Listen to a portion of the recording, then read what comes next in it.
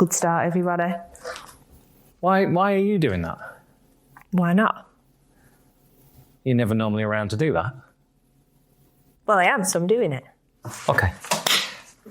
Ladies and gentlemen, welcome to Off Track Only Fans, episode number 1. It's not that at all. I've got pyjama bottoms on anyway. I know, yeah. They're just out with shot. Yeah. If you remember back years ago when Morecambe and Wise used to take the mickey out of Angela Rippon, that she was very presentable from the waist up and then just wore her pyjamas on the underneath. It's true. It's very true. This is exactly how Jennifer's sat as we speak, especially for the audio listeners. It's Saturday afternoon, so what do you expect? Well, it is Saturday afternoon. Yeah, Saturday afternoon, whatever it is, the 18th of January as we'll record this, 2 days before your birthday. And a week before we launch a really good competition. That you've worked really hard at. That's already launched, actually. By the time you watch this. By the time you watch this. In the joys of the off-track time machine, Jennifer. Yes? This is how it works. We do things way in advance and then all of a sudden, ta-da, on the 29th of January when this show goes out. Our competition will be a week old. Our competition will be just short of a week old, indeed, yeah. Yeah. So I hope you're all doing well with the competition. Would you like to... I'd love to tell them about it. Go for it then. Let's go into that one straight away then. Hopefully you'll have seen the competition that we've launched on Facebook and Instagram. It'll be on both. We have had a fabulous opportunity to visit Inch Perfect Trials in Clitheroe. Clitheroe? Yeah, Whitewell. Yeah, Whitewell. Just north of Clitheroe. Which is a favourite place of Dougie Lampkin. Absolutely. To go and do some of his trials riding. We have opened the competition to our patrons. Now, it doesn't matter if you've been a patron for a year or you've been a patron for 10 minutes. As long as you are signed up to a tier of our Patreon page, you will be entered into the competition. Unless you tell us you don't want to. Yeah, because some people might not want to make it. You might not want to do it. You might not want to do it. You might not be able to make it because it's, you know, you might live on the south coast and it's a fair old trek. It is, but it's worth it though, isn't it? It's worth it. Unfortunately, we can't cover expenses and things like that. You have to get yourself there. But we will provide a full day of everything else. Trials riding at Inch Perfect Trials with AJN Steel Stock Kawasaki team, Darren Fry, Max Cook and Christian Iden. Well done, you did good. Thank you, right. So the competition is, if you are a patron on the 21st of February. By the 21st of February, you are in with a chance to win a full day trials riding at Inch Perfect Trials. You will be fed and entertained and trained. Oh, we'll definitely be entertained. Definitely be entertained. Looking at you, Mr. Fry. With AJN Steel Stock Kawasaki. So go and join up to Patreon. It is going to be such a laugh. I can't wait. Such a laugh. I'm going to make myself look such an arse. You are. You are. But I don't mind because this is the difference between knobbers like me riding and pro riders like Max and Christian and Darren. Darren to a point, obviously, but he's still faster than me. And I did say faster. Faster than me. So you need to be a patron. You need to be able to get to Clitheroe on the 20th of March. 20th of March. The 20th of March, which is a Thursday. And you need to have some kind of bike experience. That's the other little caveat to it. Yeah. There isn't enough time to train somebody to ride a bike first before we get going on the day. Before you get to... So you have to have some basic bike control, basic bike understanding. They've got electric bikes, they've got normal internal combustion engine bikes, but some kind of bike experience, whether it's road riding, track riding, enduro riding, whatever. As long as you have motorcycle racing, definitely not racing experience, can get to Clitheroe for the 20th of March to have a day out with myself and the FS3 Kawasaki team. Yeah, I think that about sums it up, doesn't it? And you signed up to one of our Patreon tiers. Well, you have to not mind to be filmed. Yeah, we do. We are going to film the day as well. We're going to put together a little documentary of the day. Very much thanks to On Track Media. Absolutely, thank you to Alain and Ali at On Track Media coming up to film it as well. So that's going to be a really good day out, I think. I'm looking forward to that. You can tell we haven't sat and rehearsed this, can't you? This is very much freestyle today. Whereas last time it was question and answer and you were interviewing me, and this time it's... Dave can't do a host catch-up on his own because he's the only host. I'd look a bit of a knob talking to myself. You do it all the time. That's life behind the camera to whoever asked that. What, me looking a bit of a knob? No, you're talking to yourself. I don't mind if we're going around the res and we're doing little reels for a minute long and stuff like that. We're doing a full hour's catch-up as a host catch-up is going to be strange. Yeah, no. So thank you to everybody who has gone on our Facebook to ask questions, or else we would just be sat here chatting shit for an hour. There's been some really good questions as well. There has. We'll come to those shortly. Yeah. What else do you want to talk about beforehand? Well, I've got a list of stuff here. Oh, geez, go on. Well, we need to look back at 2024. We need to look ahead to 2025 and what we've got coming up. Yeah. The chat shows that we've got coming up. Chat shows coming up. With Full Throttle Media. Mm-hmm. Full Throttle Promotions, sorry. And at the Northwest 200. Mm-hmm. The guests that are coming up, and then we'll get to questions from the floor, favourite moments of the year, and then we'll talk a bit more. Just remind the viewers and listeners about Patreon. And this is why Dave does what he does and I don't do what Dave does. Sponsorship potential and things like that because of the figures that we've had over the last sort of 28 to 90 days. $1 million number. Well, that was nearly cool, wasn't it? That was kind of cool. We'll touch on that. That's been one of the biggest achievements I think we've done over the past. One of the questions there is Jen's favourite moment from last year, and that is one of my favourite moments. Is that one of your favourite ones? Reading. It's not a secret. Give you a heads. Of course, it's a secret. Okay, go. No, and that's down from a YouTube point of view, as we said before. That's down to you, our YouTube viewers. But the audio listeners, they're starting to ramp up as well, which is absolutely fantastic. So a massive thank you to our audio listeners, a massive thank you to our YouTube viewers. It's nice to know we're appreciated. The Ron Haslam chat has found its way into the algorithm again and has... There was a really weird thing happened. I'm really sorry. There's a weird thing happened before Christmas. I don't interrupt my guests. That there was some fake news that had came out that Ron Haslam had died. That was a while back, wasn't it? Yeah. It was well before Christmas, wasn't it? And as a result, everybody was obviously Googling Ron Haslam, which took them straight to Ron Haslam chat on YouTube. Which, again, there's a fair bit of fake news going about. There was one with Aggo and one with Ron Haslam. Please check your sources, folks, because... It's fake. It's fake. And, you got to be careful with that. So that's been amazing. And I think hopefully by the time this show goes out, which is a couple of weeks' time, we'll also have cracked 8,000 subscribers as well, which is the fastest growing subscriber month we've ever had. Because it was 7,000 just before, as Michael Rutter came out, that was 7,000. And now we're nearly at the end of January and it's 8,000. The fastest ones before that have been like 2 months, 2.5 months, something like that. So absolutely delighted with the way things are going. We're in a bit of an algorithm. We're in a bit of a purple patch. We've bossed it. That's what we've done. We're trying. We're doing our best to, that is for sure. What do you want to look back at 2024 for? Because the last time we did a show like this was May last year, and there's a lot happened between then. Awful lot's happened between. So why do you think we want to look back at it? I nearly had a full Menti B at the end of 2024, didn't I? Yeah. Tears and everything. Couldn't even talk to Kyle. Tell the story of your Tempe. I will tell the story of my Tempe. To anybody knows my history. Here comes the Oscar speech. Yeah. To everyone who knows me. Thank you so much. I had to stop betting 10p's. So when Dave and I first met, we used to put 10p bets on things. So 10p bet on who's going to win MotoGP. And it was very apparent very early on that every time I bet 10p on somebody, they crash or they set on fire or they fall off or the bike doesn't even start. So I gave up. I gave up betting 10p until Mike Newbold. Hi, Mike. I hope you watch this. Ever so grateful to you for my 10p. Came up to me at Brands Hatch, the final round of BSB, and he gave me 10p. And that was our 10p bet on Kyle to win the championship. And one of my favourite moments of last year is standing at the fence at Brands Hatch. And I'd actually not watched the last corner. I was just standing there, my 10p was clenched so tightly. I nearly had the Queen's head printed on my finger, hoping that Kyle would win it. And it actually took Dave to poke me in the arm and go, "You're all right, he's done it," to which I then promptly burst into tears and brandished my 10p at everybody. and then kind of disappeared off somewhere into my own little world of, I can't quite believe it, I'm over the moon.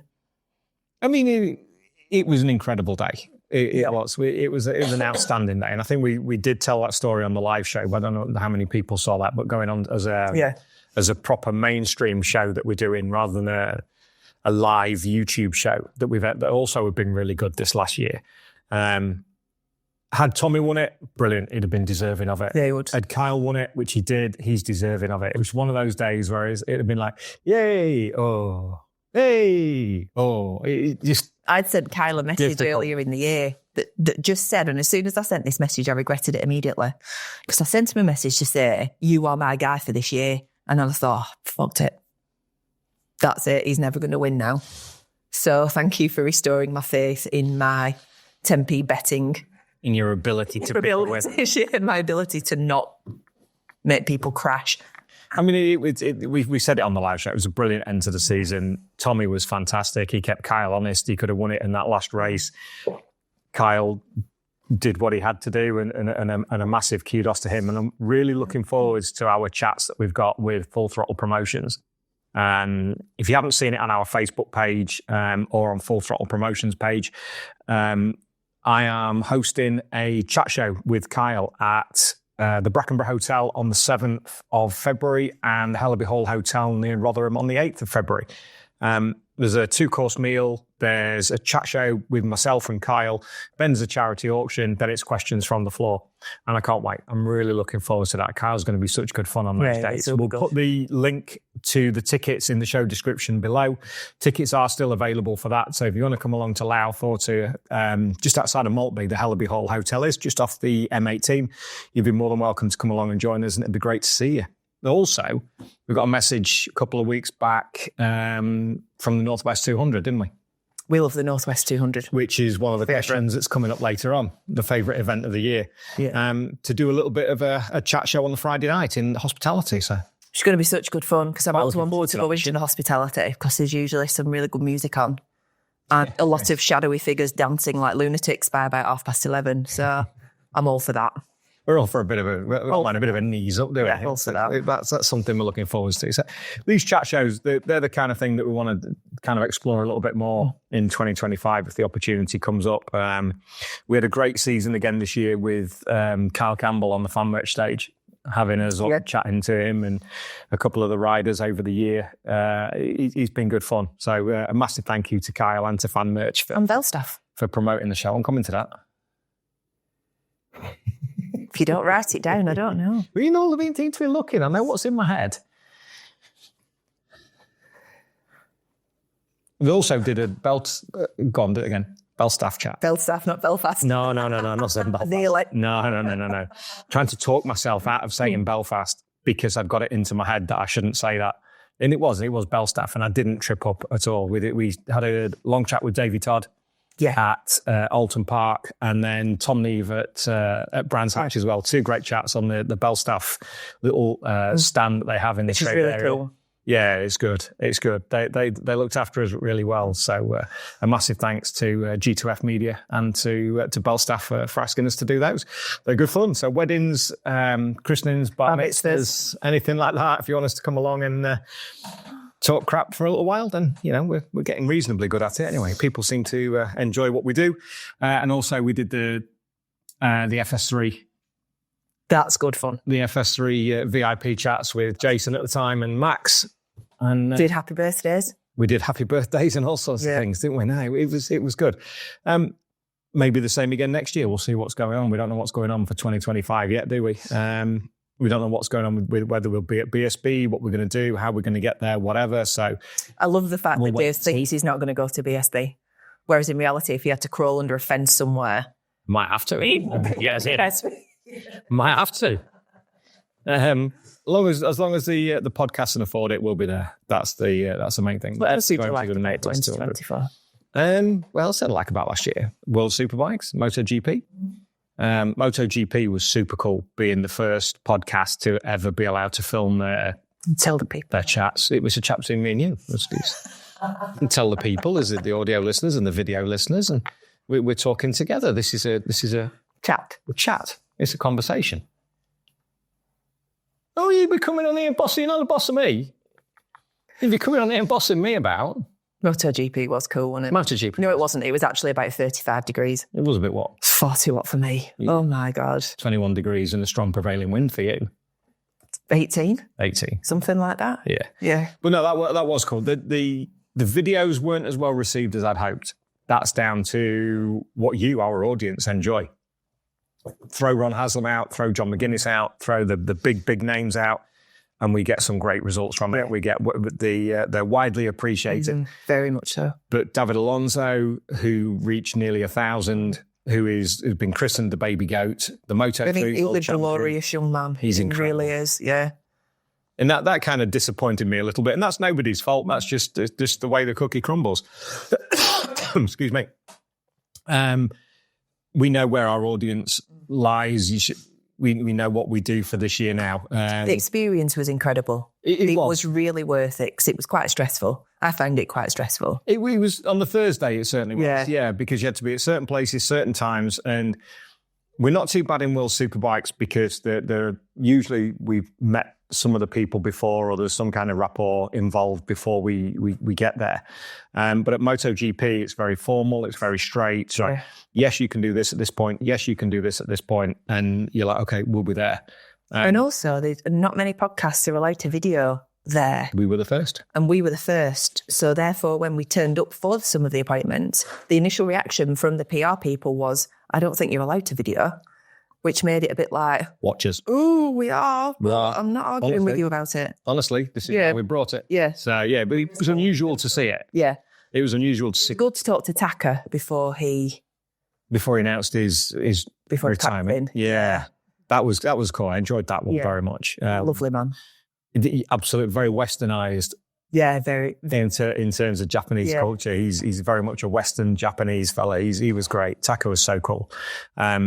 And Alonso Lopez, maybe that was a bit of a stretch because he's done very well in Moto2, but I don't know. His English is better than our Spanish. Absolutely, it is. But he's still not as good an English speaker as he probably wants to be doing interviews. Maybe so. Yeah. Yeah, maybe so. It's something he's not used to, and maybe he doesn't get many requests. Yes.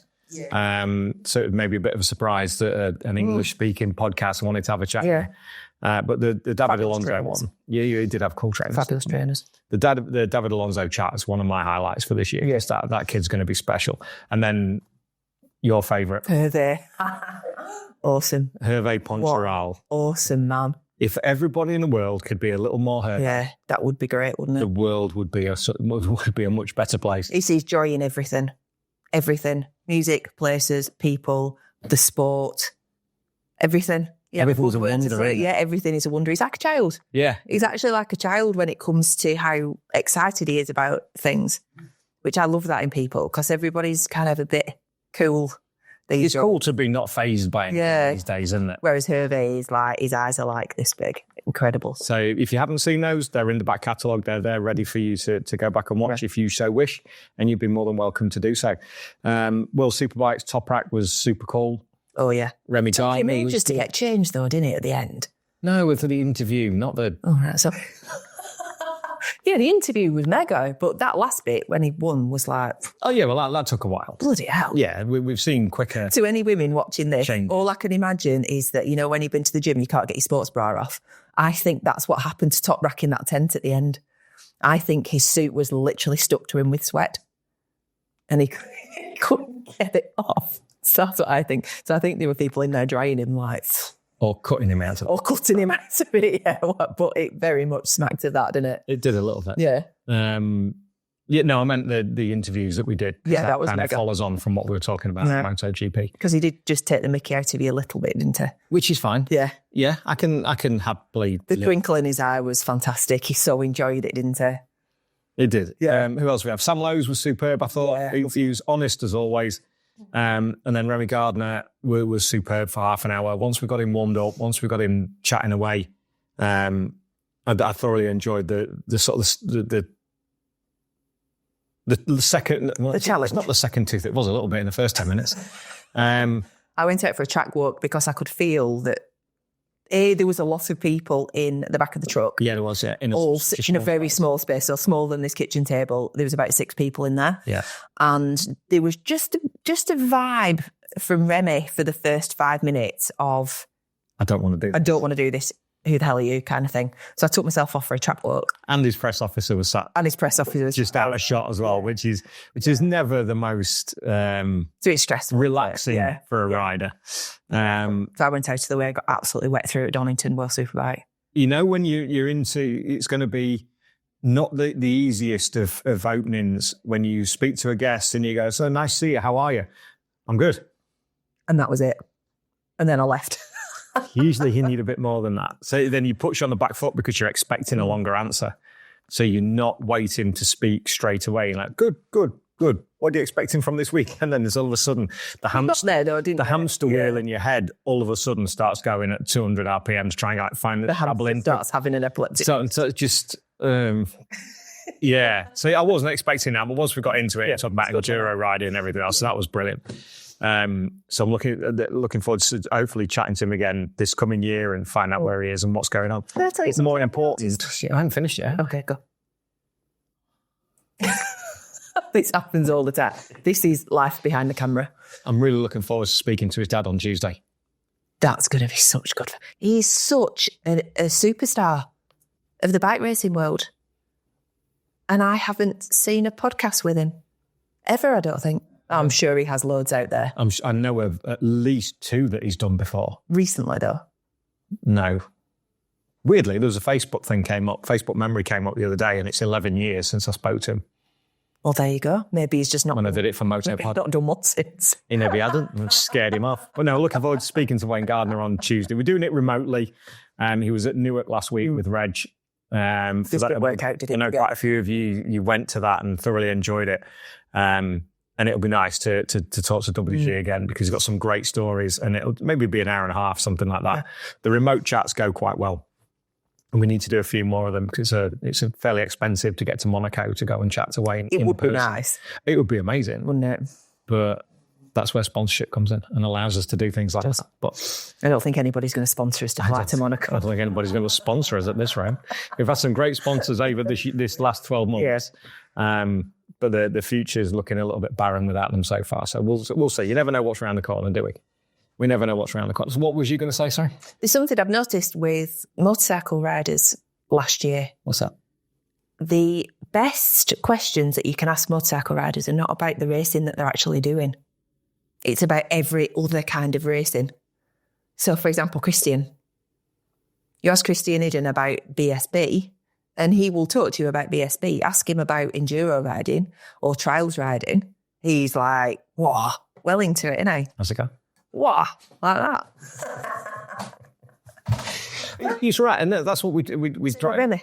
Yeah, once we got him talking about enduro with Pedro Acosta, that his best mate, all of a sudden you can see it in their eyes. You can see their eyes light up and see, because in a lot of cases, as much as we admire what they do in MotoGP, World Superbike, BSB, that's their job. It's a job. They do it all the time, and then they have to talk about it all the time. If we went to a listener or a viewer to talk about their job, they'd be like, it's all right, it pays the bills. But then if you talk to them about their hobbies, which might be track days, road riding, enduro, green laning, whatever, all of a sudden they'll light up. Yeah. And that just works so well. As we talk about the guests coming up, Wayne Gardner on Tuesday, and then we've got a bit of time. Well, we're doing this one because unfortunately, Johnny Eyre, we had to... Not unfortunately, he got a fabulous job. Yeah, he has. We're not let him tell people what he's doing on that. The first week of January, I had to cancel because I was a poorly boy. Oh, yeah. And we're just shaking the back end off it now, slowly but surely. So I apologise for the coughing and the snuffling as we go through this. But Johnny will be at some point in the not too distant future. He's away the next couple of weeks, and then he has to go even further away, which we can't say at this point, which I apologise. It's not our position to say. So we had this opportunity of a spare week. So rather than bringing everybody forward and having to find another guest to fill the gap further forward, we thought we'd just sit and have a bit of a chat this week. But coming up. Well, I hope the last couple of weeks we've had the mechanics on. I hope you've enjoyed those chats with Matt Lloyd and Mark Lloyd.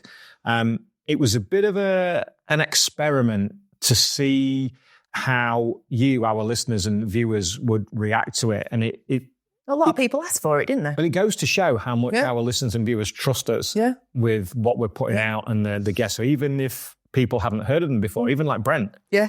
Brent Gladwin, GR Motorsport boss, who we had on just after Christmas, along with Chloe Jones. People trusted us to watch it, which is absolutely brilliant. They realised that we're bringing in storytellers. I think we also have an educated fan base. No question of that. So you want to be educated. I want to be educated. So you know that the riders can't do what they do without the mechanics that they have. But you also, and this is something that we know very well, the mechanics are the ones that will tell you the tales.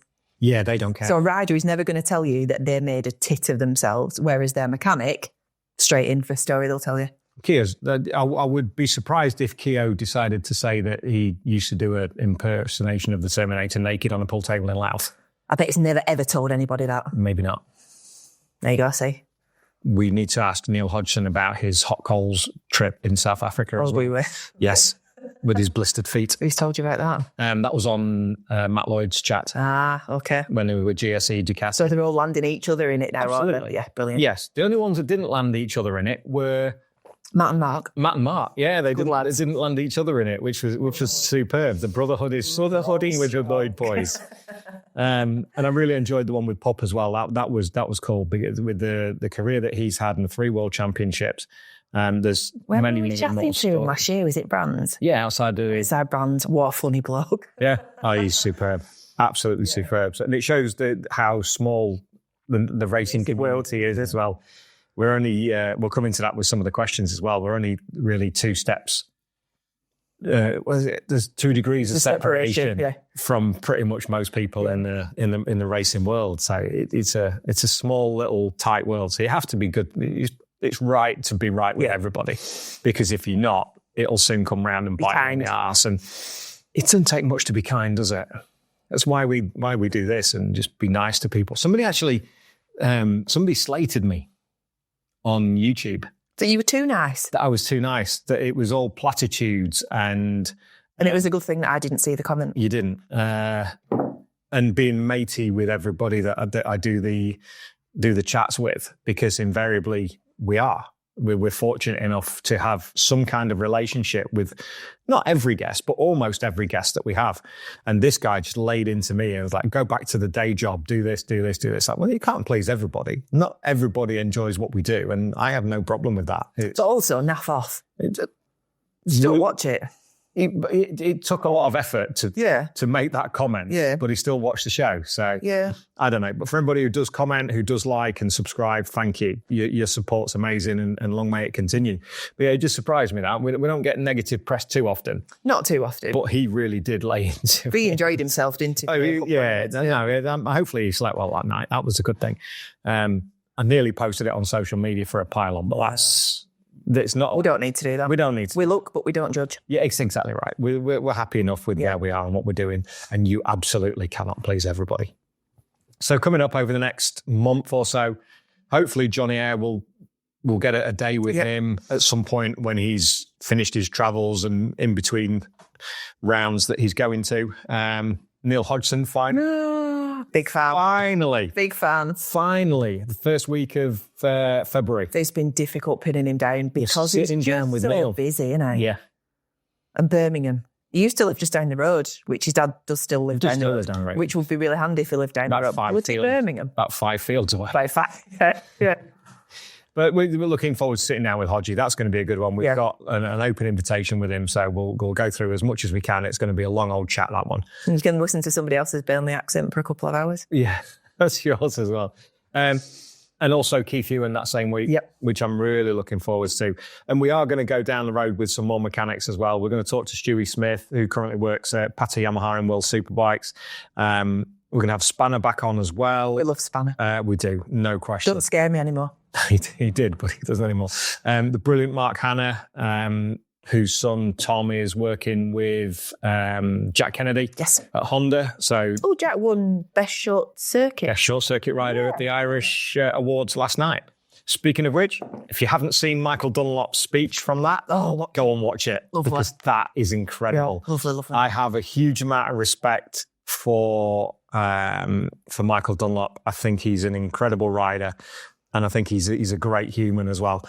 But that speech was just fantastic. If there's a link to it, we'll put it in the description below where the Patreon links are, where the merchandise links are, things like that. It was. I enjoyed that. It was a little bit special, wasn't it? Yeah, without a shadow of a doubt. And also, at some point, she's the busiest lady in motorcycles. We will be sitting down with Jenny Tinmouth at some point over the next, hopefully, month or 6 weeks. Was she in that film last night? No. Rick English was. Yeah. So that kind of rounds up a little bit of what we've been doing over the last, since we did this in this very same position back in May.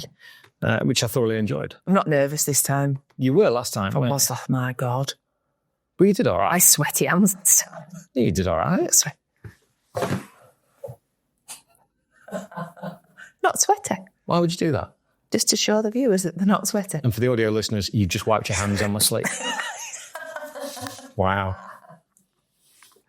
So did we talk about your favourite moment of last year? Yeah, I think it was Hervé telling me that I had a beautiful accent and he wanted to hear it more. Mike Newbold's Tempe was definitely a special moment. Oh gosh, it's difficult, isn't it? Anything at the Northwest 200, potentially not actually the racing. I'm listening to you. I'm just getting the questions up. Oh, it's quite rude. But just being there, it's just, I know it's a motorcycle racing event, but it feels like so much more because you get to do things as well. So you're not just... You get to travel around and see the beautiful Northern Ireland. Yeah, you almost get, because it's quite intense. The racing's really intense at the Northwest. So it's lovely to have that intensity and then kick back for half a day and go and chill out, but then know that you're doing it all again. Agreed. And there's more racing coming. I can't find it in the... You can't find the questions? Go for it. No, you keep talking, you're right. So I think they were probably my favourite moments. Or getting changed in Silverstone car park to go for the Ducati do. That was quite at night, and realising that we had driven around the whole perimeter of Silverstone twice. Because the bloke on the gate told us... The bloke on the gate was wrong. And we couldn't get out. To find a car park. Then we were so late we had to get changed, actually stood in the car park. Why not? And when we got to the event, it was about 500 feet away from where we'd been standing about half an hour earlier. It was good fun. Looking out the window of the wing going, we're just there. Why didn't we just come up the stairs? Yeah. And get it? Because we needed to get changed. But that's what we were told that we had to do. And that was good fun. That was brilliant. A massive thank you to Andy Duthie. Oh, yeah. Thanks, Ducati Glasgow. Yeah. And to the boys at Ducati Preston as well for all the help with that one. That was such good fun. I always like World Superbike as well. Donington Park for me. Yeah. Is just my favourite, anything. I could sit at Donington Park in the rain and still be happy.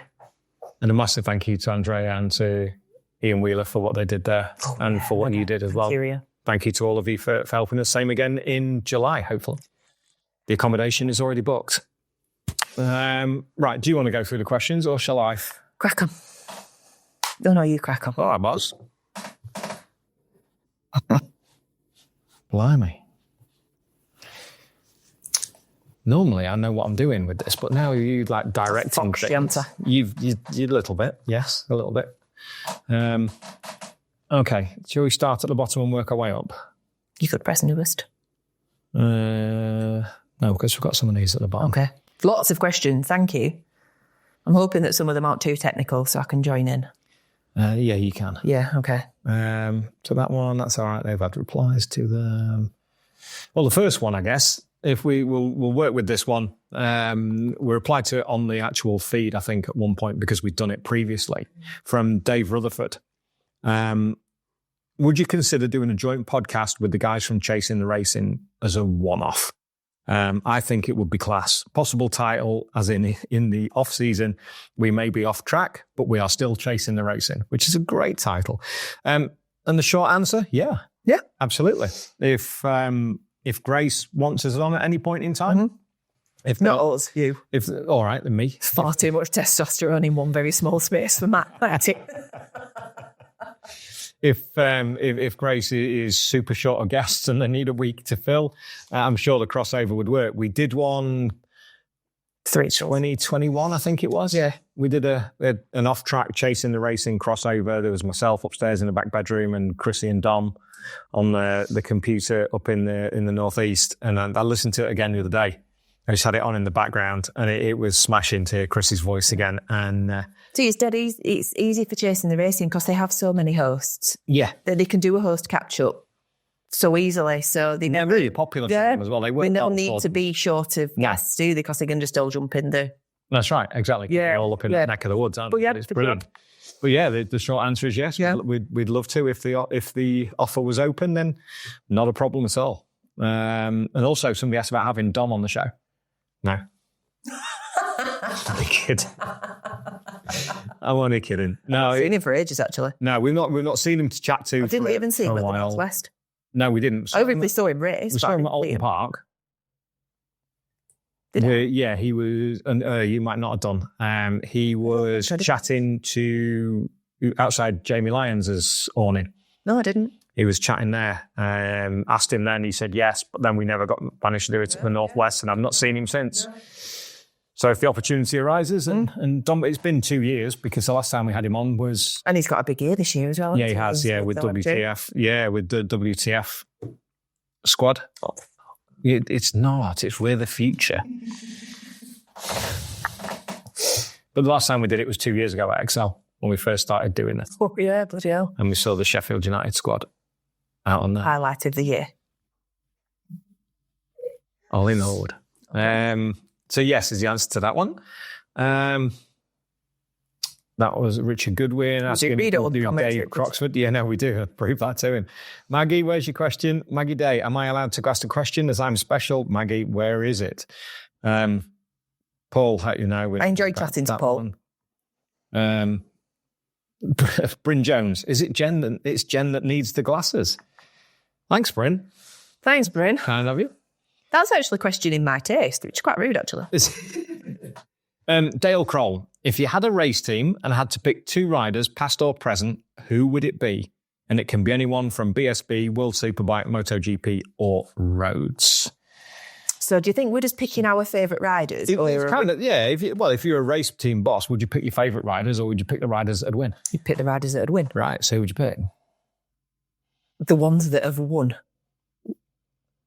Right. So Kyle and Pecco and Toprak. 3 riders in a 2-man team? I'd have 3 riders. In a 2-man team? I'd have one up bench just in case. Can you imagine if that happened? Who would you put on the bench? Well, it depends what race you were doing as to who you put on the bench. Why? So, if you were doing Cadwell Park, then I'd put Pecco on the bench. Because he's not going to do well around Cadwell, is he? Okay. No, that's fair. I'm not trying to trip you up. I think that's my thought. But if I was going for people that I liked, then I would have Kyle and Davey. Perfect. I think. Yeah. I like that. No? Yeah. Nice. If I had to pick 2 riders past or present, I would go... but you could bring people back though, couldn't you? That's why. So yeah, you could. So you would bring Marco. Absolutely. Yeah. Same birthday as me, Marco. Same talent. Indeed. I would maybe have an Aussie super team. I would go with Mick Doohan and Casey Stoner. Cool. Can you imagine? I think that would be. Yeah, but do you think that's a Cadwell though? Because that's always the.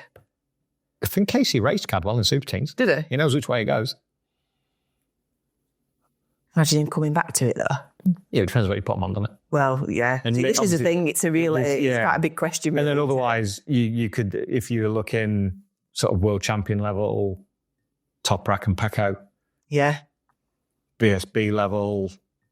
So it would depend on what races. Yeah, and where. I think, yeah. But I think that's kind of cool. I like that. That's kind of a full question, that.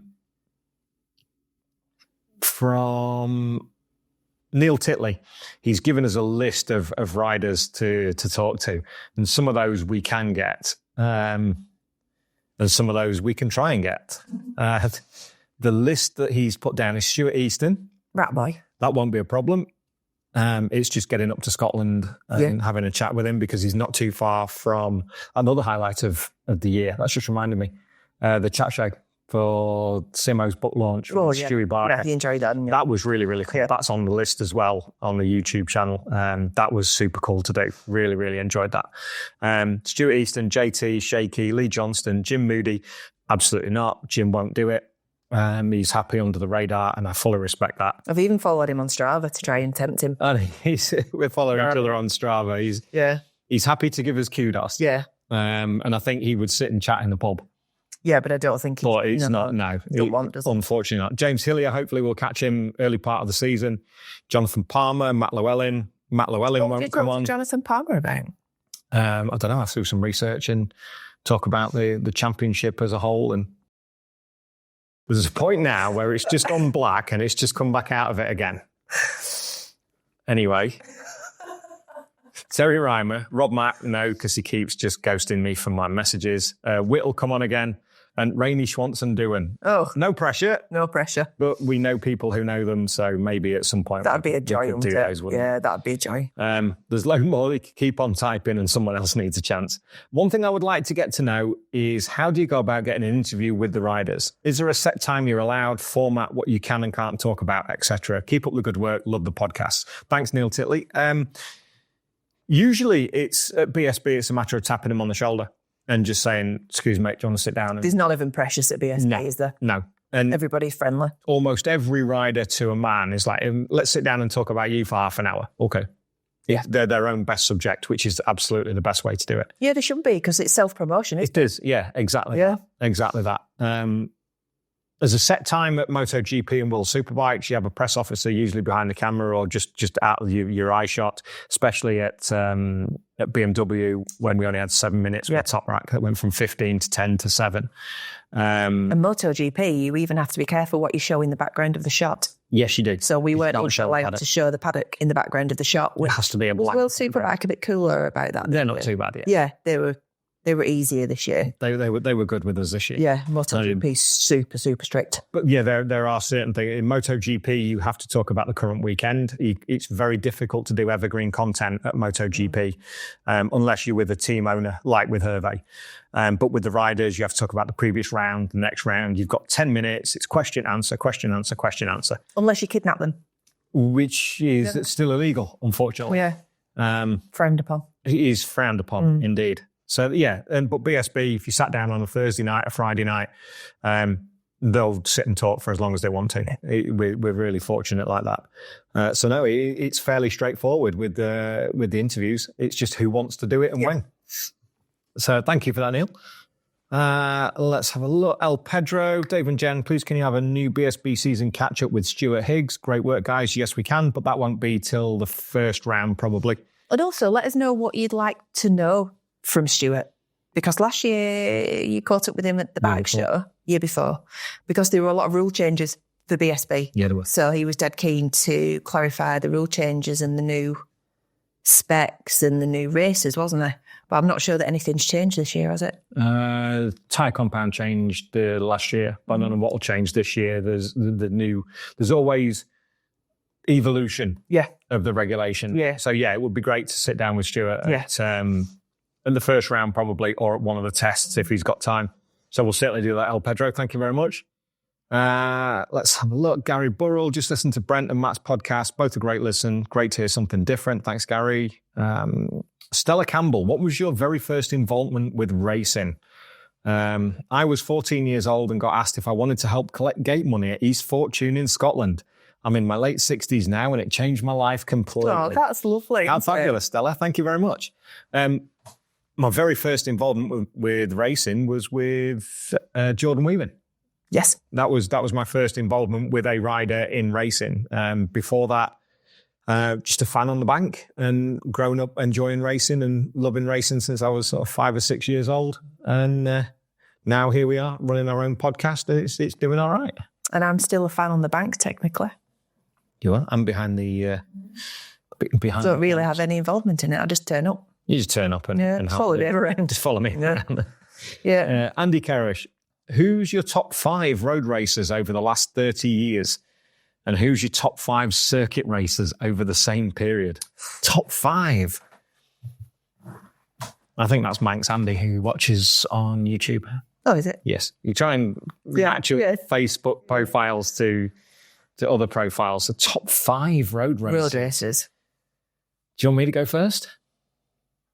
Can we have the same top 5, or do you think they're going to be wildly different? Because obviously you've got... That's 30 years. You've got a lot more, because I haven't been watching road racing for 30 years. Well, just give your So top 5 road racers. Dean. Yeah. Dean. You haven't Dean twice. Davey. So Dean twice and Davey, that's 3. Dean. So Dean, No, definitely John McGuinness. Dean, Davey, John McGuinness. McGuinness, yep. I did used to love Guy Martin. Okay. But? Oh, I get the whole attitude thing. I know he's on the spectrum. He's already said he's on the spectrum, isn't he? Asperger's, yeah. But I think he lost a lot of respect for it. He lost a lot of respect for the Northwest when he brought chicanes in and was very vociferous about it. Yeah, which is such a shame, really. Because people are still racing it. Yeah, and I'm sure there's lots of other people that have had issues about it, but I don't think they maybe tried to be as outwardly shitty about it. Yeah. And I'm missing one. Yeah. Well, 2 now, because you basically gone Dean, Davey and John. Yeah, Dean, Davey, John.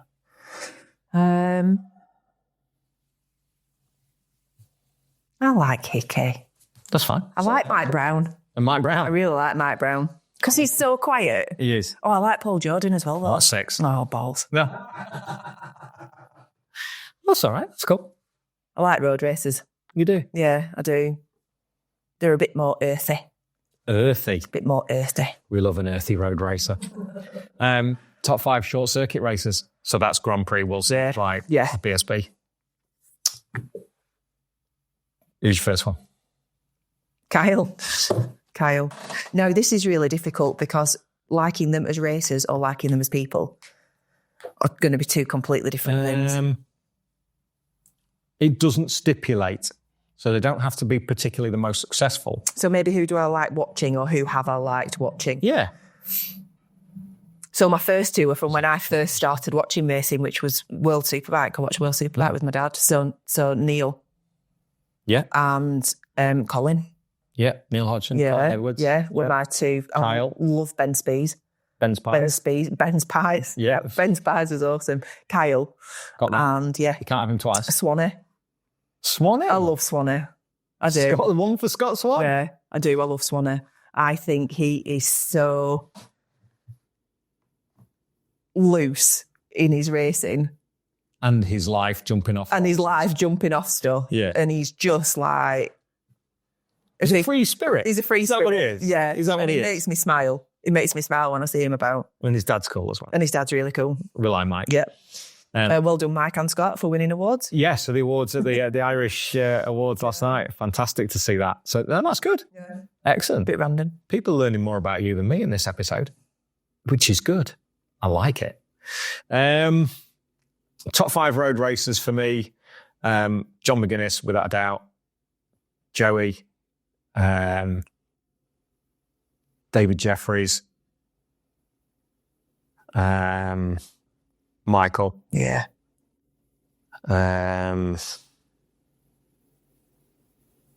There are so many. And the more you think about it, the harder it becomes. Yeah. And then I'll have Pete Davey. You can't have Pete Davey, can you?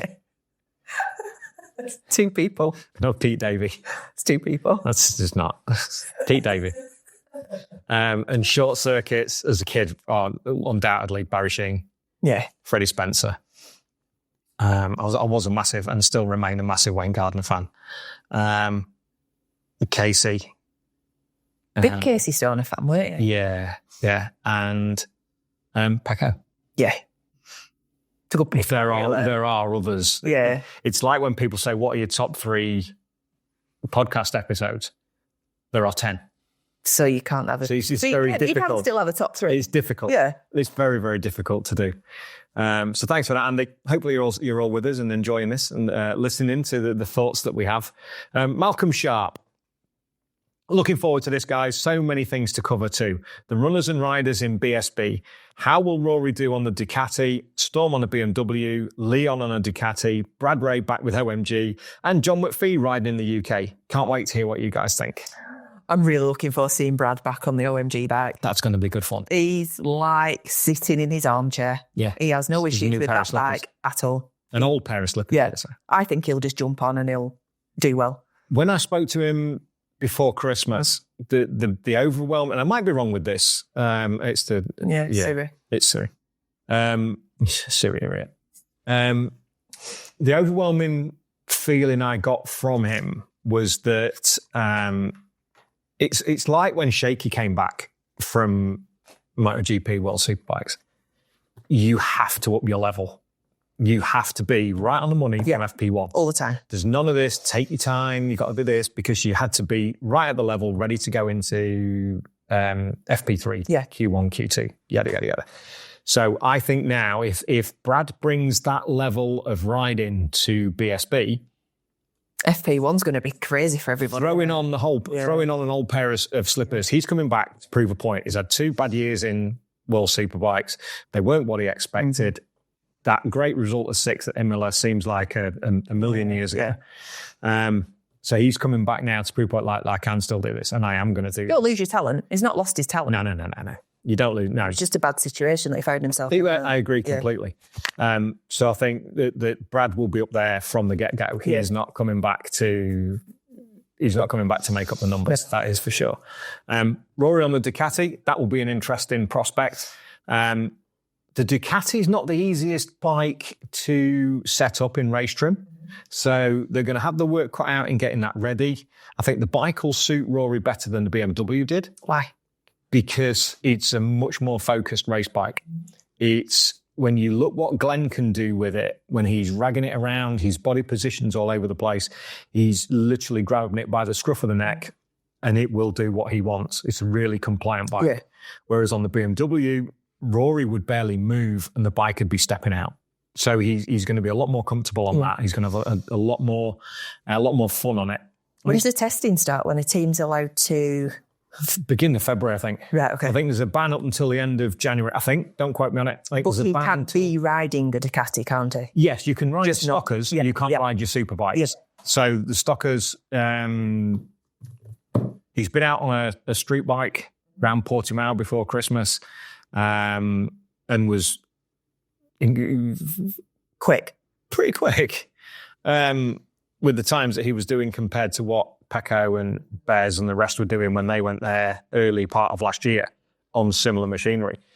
He's not a million miles away from those, so that was good to see. But when the race bike comes and having that setup and having that Ducati knowledge in there, that might be the only question of how to get it going. Do the team get sent for training? Because obviously no, they're not a factory team. So I don't know whether they would. How do they learn how to run that bike? Or just make shit up as you go up? No, not at that level. Well, no, but it's literally like me becoming a hairdresser. I don't know if the technicians get to go to Ducati. You would hope so, wouldn't you? You would think so. Yeah. Of how to put the bike together and how it comes. And I think I'm sure there'll be some Ducati training for how things put together, because it's not a standard way of doing things. Like a Yamaha, BMW, things like that. It is a little bit different in that respect. But then to get the best out of it in race trim, that's going to be a task, but they'll be up to it. So asking, because I remember the swap over for OMG between Suzuki and BMW. Nothing fits. And they had a real struggle, didn't they? The mechanics had a real struggle. And not because they're not talented and they know what they're doing, just because it is like somebody's giving you a Meccano kit. Yeah, it's a new one, and then taking it away and gone, actually, I have this one. It's completely back to front and upside down. Exactly. So it'd be interesting because they don't have Ducati experience. Yeah. Well, they have the experience of the Supersport bike with Davey. Yeah. Also, well done, Taz, for winning at the Irish. Yeah, they won at the Irish Awards as well. And Storm on a BMW. We've spoken a little bit about that with Michael Rutter. It'd be interesting to see the one thing that needs to change for the BMW, as every rider's complained about, are the tyres. Whether the tyres change for 2025 remains to be seen. We don't know. Whether the compound will change on the SC0 to make it a bit more of a hybrid X0, but still be called a 0, we don't know. So that's just me hypothesizing on that front. But he doesn't know what he doesn't know. So he's only ridden Kawasaki, so he'll only have ridden a BMW with those tyres. That's right. So he might have a little bit of a better chance. This is exactly right. And he is tenacious. That's a great one. Isn't he? Yes. If nothing else. If nothing else, he is tenacious. I want to see him do well as well. And the closer he gets to the front, the more intense it becomes, the bigger the challenge. Yeah. So there's a lot of work for Storm to do this year, but he's definitely up for it. Leon on the Ducati he's not ridden a Ducati for a while. Renegade, I think, was the last Ducati he rode in the British Championships, along with Norihaga, with Mark Griffith's team. Yeah. And Good thing is there's a lot of data for Ducati now, isn't there? Yeah. So the bike's a bit different to as it was then, but I think with Leon's experience, and again, you want tenacity. That's the picture. That's the picture in the dictionary. That's the guy who is built of tenacity. Yeah. So how he and Wilf Moore get on and the team and how they take the Ducati forward is going to be really interesting. It did make us laugh, didn't it, when Motorpedo announced that they were having Leon as their rider. The first question that they put is, do you think you can put up with him? Basically, it's like, great.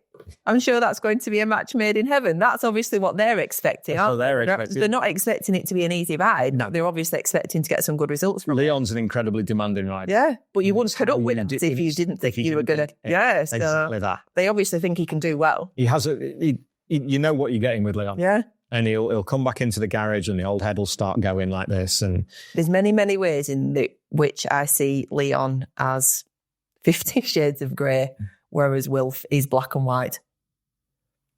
So that could make some beautiful art, couldn't it? It could make some beautiful art. There's no doubt they're going to be up there. Yeah. Yeah. I don't know how many seasons Leon's got left. He had big crashes last year. His injuries. He hurts himself, doesn't he? He hurts himself, yeah. There's not going to be... he hasn't got a finite amount of seasons left. So how old is he now? I think he is... if I don't know what I'm doing with this service. I'll say 41. I think he's 42. Right, okay. But I'll do him I'll not do him a disservice and I'll say we'll say 41. That he was 41 in November. Yeah. But I think he was 42. It's a lot of years crashing. It's a lot of years doing what he's doing and training and the physical side of it. John McPhee riding the UK, that'll be cool. He's no pedigree in terms of racing on the big bike. He's done some testing on an R1 at Knockhill. He'll do well at Knockhill. He will do well at Knockhill. He knows which way the tracks go. Yeah. Excuse me, which is a start. And Hawk will do everything they can to get him up the front. I don't think there's a lot of pressure on him. I think you'd hope not for the first. For the first year, you can't coming into that field with the amount of experience they've got. When John's coming back from World Supersport to BSB, it's going to be good to see him here. And we'll know more the second half of the year when you start revisiting. Exactly, start revisiting the circuit, and then we'll see whether he's because you can see whether he's improved or has he got faster or not. Has he learned? Brilliant, thank you, Malcolm. Spencer Davey, what's your favourite decade of racing? Mine is the 1980s, followed closely by the 1990s at all levels, national and club, GP and World Superbike. Keep up the good work. Thanks, Spencer. Your favourite decade of racing? Oh, this one, I think. Okay. So I grew up watching racing in the 2020s, I think. So I started watching racing in the early 90s. And I did really enjoy it, but I didn't know a lot about it. So I used to just sit and watch it with my dad. And then we started going to races in the 2000s, maybe. But I think this one. Okay. For numerous reasons. I don't think it's as fun as it was in years gone by. Off track. Yeah. Nicely done. Thank you. Welcome. But I like it now. I think it's good fun now. I think there's a lot of people that are getting into it now that didn't then because it's a bit more available, isn't it? It is. It's a lot more available now than it was. I mean, when you go back to the 80s, you used to watch the end of season, the Duke marketing videos, the end of season review, and then you had to wait until Wednesday in MCN to find out what happened because they weren't broadcast live. And then the 90s when it did start to pick up and the Valentino Rossi era came in, and See, that was incredible. Wasn't it? 2000 to 2010 when you're looking at Nicky and Jorge and Valentino and Casey. And I still do quite enjoy the 80s. Yeah. Both in music and life, clothing. Even though I was only in my teens in the 80s, I have to say. Yes. Yeah, the 80s were kind of cool. Tony Rolls, not a question, but some people I would love to hear from on the podcast if possible. Steve Mercer, Clyde Padgett, Luke Mossey, Dean Harrison and Jake Dixon. Cheers and keep up the good work. Thanks, Tony. We'll do our best on those. Luke Mossey's been on last year. Luke Mossey was on at the end of, it was only a short one. It was at the end of 2022. Was that cracker? Yes. I don't think Steve Mercer's allowed to do them yet. I think there's still issues. That's it from the TT. From the TT, from his accident. Clyde Padgett, we can try. I think he spends a lot of time on the Isle of Man. Dean is already on the Isle of Man. And our great friends Matt Dunn and Josie are looking after Mark VDS. So hopefully at some point we'll get to talk to Jake Dixon. I think there's a question coming up shortly. Oh, really? I think Jake Dixon is one of the people that's been gatekept. Maybe. By a certain ex-BSB rider. Oh, I don't know about that. Do you not think? No. Okay. No. I get what you're saying. Yeah. No, I don't think so. Let's have a look. Our great friend Phil Mayhew, son of the legendary Chris Mayhew. Whoop, can't wait to watch. I'd like Jen to tell us more about what goes on behind the camera, literally and figuratively. I also want to know if any future plans for Off Track on the Road, or at least a bit of vlogging from both of you, preferably. Do you want to have a think about that while I do the Off Track on the Road bit? Life behind the camera is really difficult because I'm not behind it an awful lot. Dave has to do an awful lot of it by himself because I'm at work full time. So I've got like 5 proper jobs. So I don't really do an awful lot. Day to day, I am... Race weekend, you do well. Race weekend I do okay, yeah. So if I'm there, I'll like cover the social media while Dave's doing the podcasts and things. Helps out the cameras. Yeah, a lot of the time I am literally motivational, or I am the idiot that goes, can we do this? Why can't we do this? Should we be doing this? Can we do that?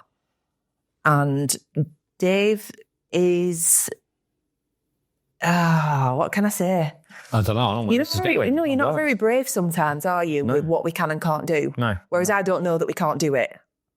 So I'm too busy apologising for what we can do. Yeah. And I'm like, can we do that? Please, can we do that? And it must get really annoying sometimes. No. Good. Because, yeah. I'm not even shaking my head at the... No, I know. I know. So, no, behind the camera, God, you're lucky if I press record when Dave's doing the podcast. It fits me there. I am usually sitting there going, sit up straight. Your chin out. It's like that. Most of the time is we have really great guests and you get the odd timers. Yeah, I'll do it if you're there. Yeah, because it's like moral support. I think some people find it easier to have an audience. Yeah. So it's not just the intensity of sitting, talking to you with a camera on them. So if you've got somebody, Fraser Rogers was like this. Super. So a lot of the time they'll say something and then it's like a confidence thing for somebody to be sitting there going like that. Yeah. And I'm super at that. Very, I'm a cheerleader, a very good cheerleader for people if I like them. What was your favourite interview to sit in on?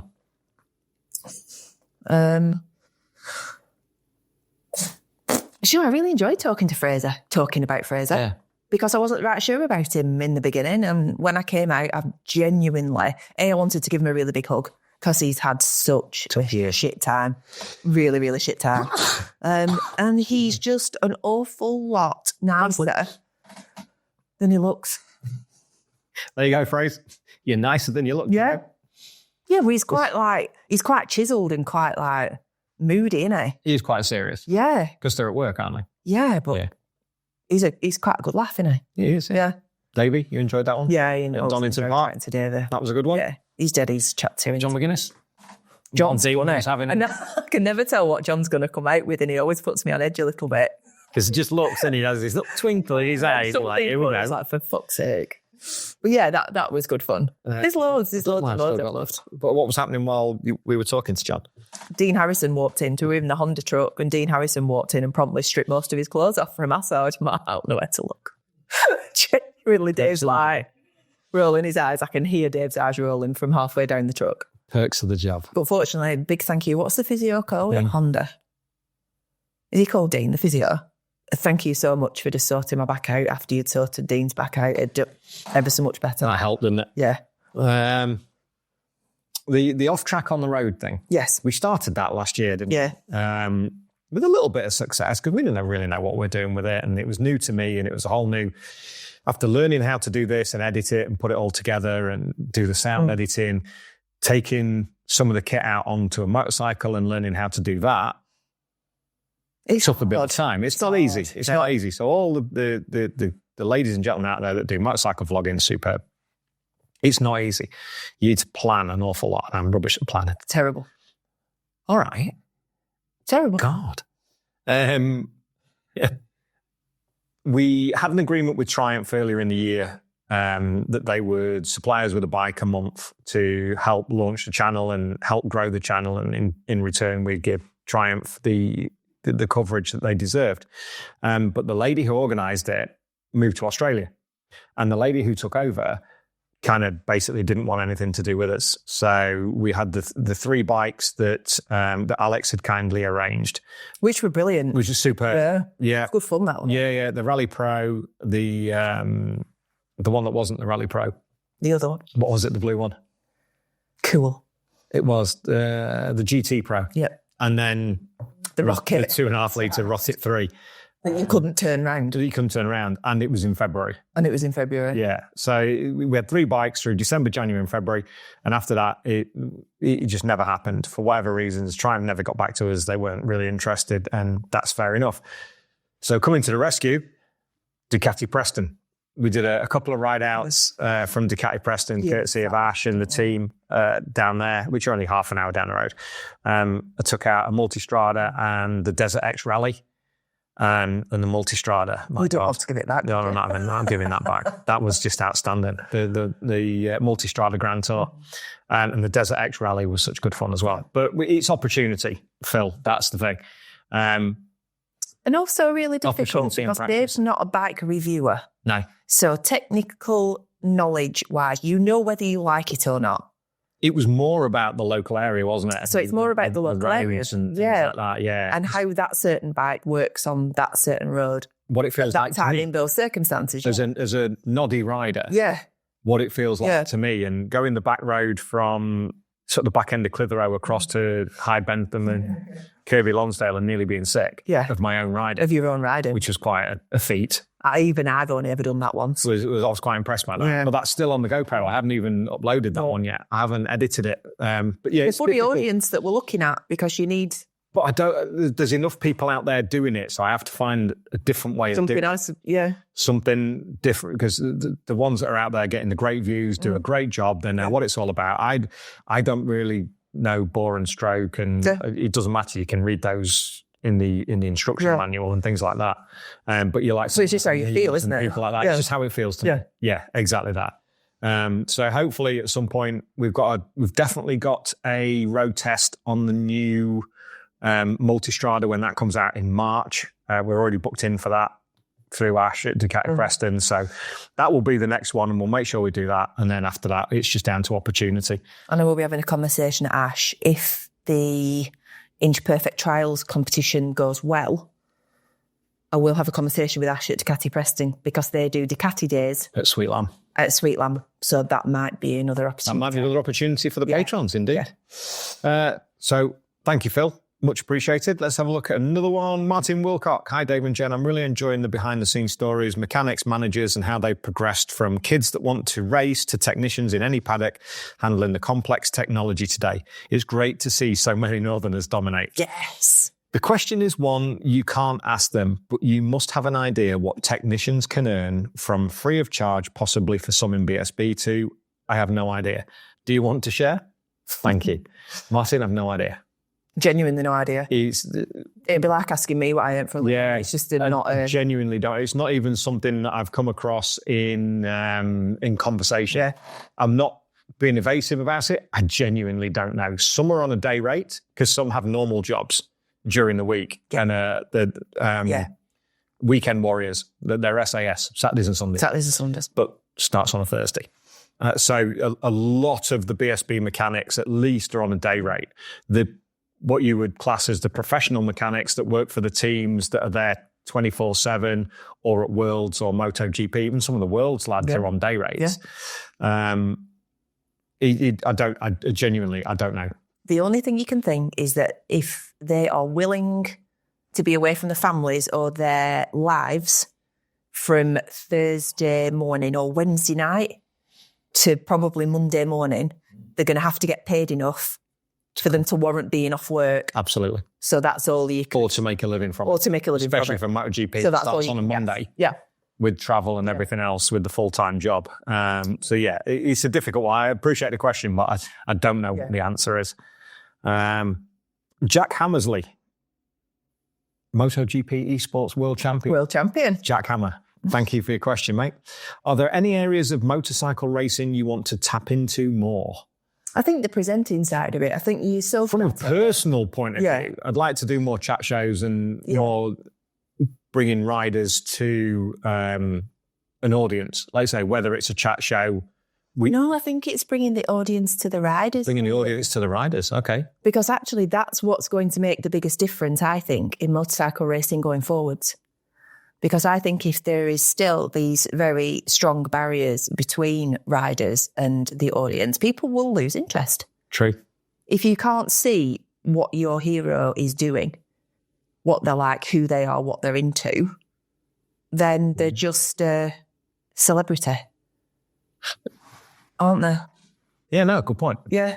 Good point. I was going to say hello to Stuart from Earby Windows, who's just gone past in his van. Hi, Stuart from Earby Windows.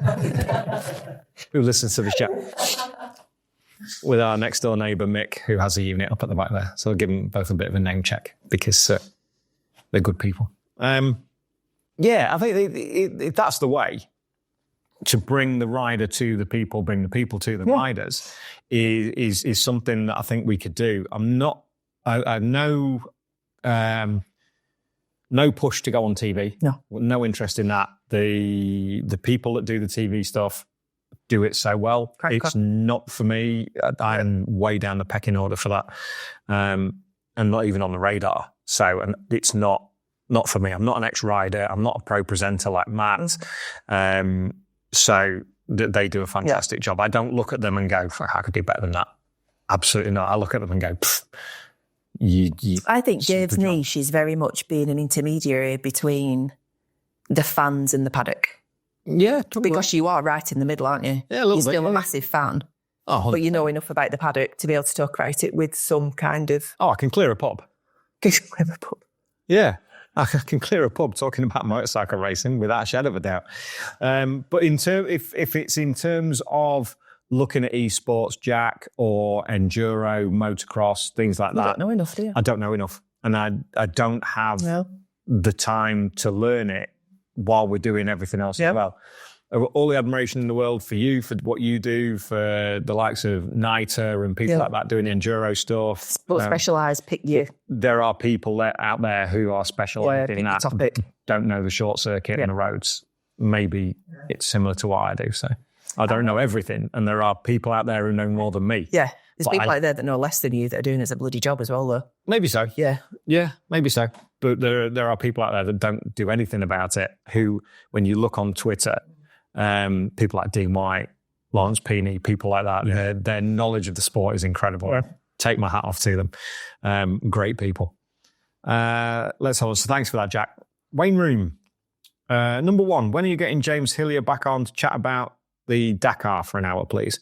Probably at the Northwest, or if he's doing the first couple of rounds. Did you see his nose? Ugh. Oh, man.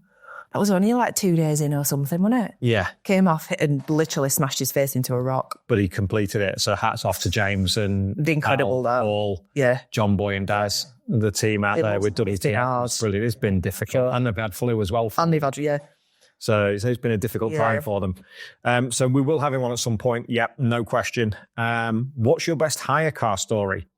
Maybe as a passenger.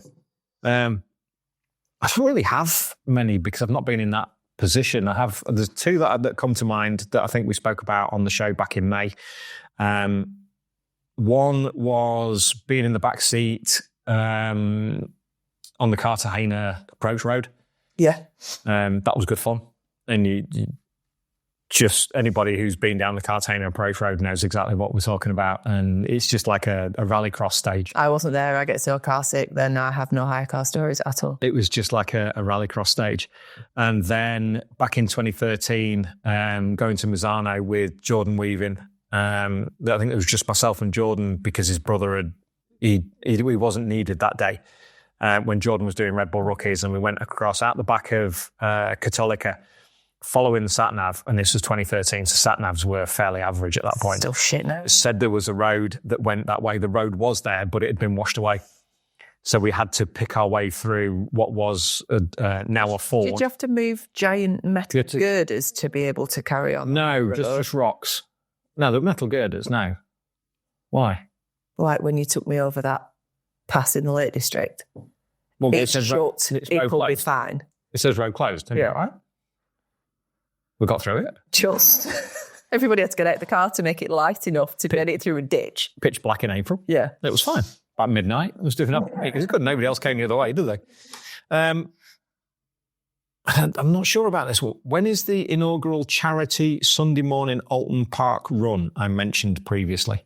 If I thought I had a cat in hell's chance of them allowing us to do it, I would organise it. But I don't think they will. No. I don't think Stuart will let 200 people on track pre-racing. Oh, on a Sunday morning? Yeah. I just don't think... I don't think that... No. No, I don't think he'll do it. I think if they organised it, I think if you went to BSB and they organised it, because they do one at Cadwell, don't they? Yeah. You used to do the Chris Jones Riders. Yeah, so I think if you actually went to them, then you might have a chance. There we go. Thank you, Wayne. I'm not running up Clay Hill. Jesus Christ. Rob Cooper, do all the teams in the awnings and the garages welcome you for a chat? When I've been to Donington and see you, even though you're busy or talking to people, you've acknowledged or waved. Thank you from just another race fan walking by. Thanks, Rob. We've been around a lot of years. It's the same people in different places. So yes, and working at OMG and doing Motopod years before that, you get to know people. You can, you're always courteous. Go, can I come in? I would never be so bold as to just walk in, but I've never been turned away. It's more important to know when you're not wanted in there. Yes, there's a time and a place. That's what will see you better for the future. At the end of the day, when everything's finished, you can walk up and down the front and people will be always welcoming. So I'm quite lucky in that respect. I don't think there's anybody that's said to us, no, you can't come in. You just got to, another part of that is experience and picking your time. Yeah. And knowing when to go to a garage. If you want to see somebody or you see somebody out the back and they go, come on in. You go, okay, is that all right? Because I'm always aware that it's a working environment. Yeah. And their needs are far greater than mine. So thank you, Rob. Kirsty Bishop, there's plenty of questions here. As a relatively new fan to bike racing, what more do you think can be done to attract new fans, young and old, to enjoy it? I've been watching since 23 and now attend 5 or 6 BSB rounds a year. Some might say I'm slightly obsessed. Thanks, Kirsty. What made you start watching it, Kirsty? That's the question. Because that's the question. So the minute... That's also your answer. Yeah. But the minute in a nice way, you can put your finger on what brings anybody in, I think we've probably got a better chance of bringing more people in. Yeah. I don't think it's... The difficulty we have these days, and I've said it on podcasts before, and I've said it in conversation previously with a lot of people, is the younger generation don't ride motorcycles. They don't. Whereas when I was a kid and the generation before me, the generation before that, the generation 50s, 60s, 70s, 80s, the youngsters were all out on motorbikes because they were easy to come by. Yeah. They were being made in mass production. Your AR50, your FS1Es, your AR50s, ER50s through to your TZR 125s, RGV 250s, KL1Ss. They were all from my era. What Shawnee would be riding, and Matt Sotheby and Sid Kirkland and the rest of the lads, Danny Long, some of the lads I'm watching now, John Taylor, all the lads who hang around with. I'm trying to name check as many as I can because they're all watching. But now that doesn't happen. So nobody has that, oh, look, there's bike racing on TV. Or they'd go to Cadwell or to Donington, to Mallory, wherever. The bikes are unachievable now, and they're not as readily available, and you have to virtually give DNA and pass 4 A-levels before you can take a bike test, and the insurance is astronomical. I also don't know what kids are into. They're not into going out and fresh air. So I think there is probably a lot of sports that... Yeah. I'll tell you something we did say earlier. What? It's also not a school thing. So a lot of kids... they might watch athletics, or they might watch football. Oh, okay. Or they might do that, but nobody's telling you in secondary school that you should watch No. big, scary motorcycle racing. Well, it's only me and Sean that had the conversations at school. Yeah, so I don't think it was still a niche sport then. And how many parents can honestly sit there at the other side of this camera and go, oh yeah, I can't wait for my kid to start riding a motorbike? Because there's not going to be many, are there? No, there aren't. The roads are too dangerous now. But a lot of it comes from, a lot of it's generational. Yeah. And you take your kid, as I took Emily, and Emily's still into it. And my dad took me. Yeah. And that's how you carry on. And you either find your way into the sport and stay enjoying it and pass it on to your kids. Yeah. Or you don't. Or you don't. It's that easy. Yeah. You look at the dynamics of, or look at the demographics even, of a BSB audience now and of our audience on here. Yeah. The bulk of the 60, 65, 70% of our audience are 40 plus. Yeah. We're very, very grateful for the 30, 35% that are lower, because it's nice to have the younger ones watching as well, especially if they're younger than me. But when you look around and you look at who are riding motorcycles, that's the age group. Yeah. They've got the expendable income. Yeah. They can do that. When you look at BSB, it's still the older generation that are there. There are still kids about, which is great. There are still couples in their 20s and 30s bringing their kids along because they went with their dad. So that's brilliant. But attracting new fans is really hard. And we haven't got the answer absolutely to not. it, because we'd be... The action and everything's there. Yeah. But they're just not interested in it. There's no connection It's for not them. 3 seconds, is it? No. There's no connection for them, Kirsty. They watch it on TikTok. They just don't want to go and watch it in real life. Well, the watch crashes. Yeah, the watch crashes. Which, ridiculous. Tim Teal, the good Lord Tim Teal, the godfather of paddock chatter those many years ago, to whom I owe an awful lot to be even sitting here doing this. Thanks, Tim. Thank you, mate. Much appreciated. 2025 race season. You can only watch one race series. Which one and why? You can only watch... Whoa. MotoGP classes count as separate. BSB. Oh. BSB. You would go because you can go. Yeah, because I'd rather be there Yeah. than watch it on telly. Yeah. I think that's fair. It's tough question. That's hard for you. That's a tough question. Yeah. This is the guy that tests me on the column in Moto 3, you know, when it's just the first 3 letters of the riders' names. He'll go, do you know who number 71 is? Go through it. Yumu Sasaki. God. Yeah, BSB, I think, would be, because we've got so many friends, we've got so many connections. But can you imagine never watching Moto 3 again? That was my next... You know me well enough, because that's the one thing I've got in mind is like, my God, if I could only watch one Grand Prix class... Yeah, it would be Moto 3. Moto 3, hands down. Yeah, because it's exciting. No question. They overtake each other. Yeah, they can overtake each other and have a bit of fun and a bit of proper racing. Youthful exuberance. Piss and tatter. But piss and tatter. But BSB is our foundation. It's what we do with the people that we invariably enjoy being around. Thanks, Tim. Oh, no, don't do that. Don't do that. So, I hope you're still carrying on with this. I hope you're keeping up with what we're doing on this one. It's something a little bit different to fill in a show, isn't it? And it's nice to throw out the questions to the audience as well. So I hope you're keeping up with this, both on the audio and on the video. We're enjoying this. It's giving us a bit of food for thought, hasn't it? I've struggled with some of them. It's given us a bit a bit of brain time, hasn't it? Neal Gibbons, what's the most impressive aircraft you've ever cleared for landing, Dave Neal? I was never in air traffic to clear aircraft for landing because they were down to the air traffic controllers. I was an assistant air traffic controller. And I was a flight planner by trade in my time in the Royal Air Force. But there's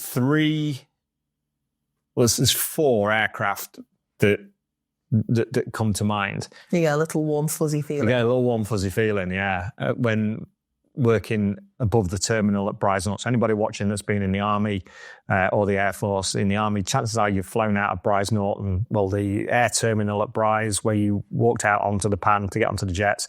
I used to work above that for 4 years in the early 90s.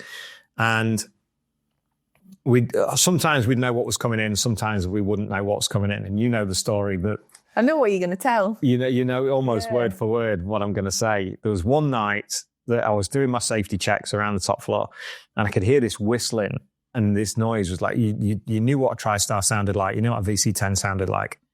And it was like something completely different I'd never heard before. So I did my checks, went back into our little window, looked out over the pan, and there was this huge Antonov AN-124 parked outside.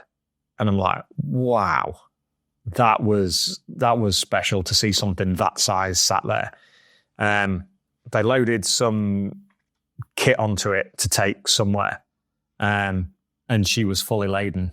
And you can fit tanks in them. You fit tanks and Chinooks and things like that. They were carry helicopters. They were taking some kit somewhere. Yeah. At that point. And we watched it go, and we were on night shift, and it was daylight as she started to taxi out. And she started to taxi out to the far end of the runway. And I went down to the ops room to watch her go. We went onto the little landing outside where the spiral staircase was.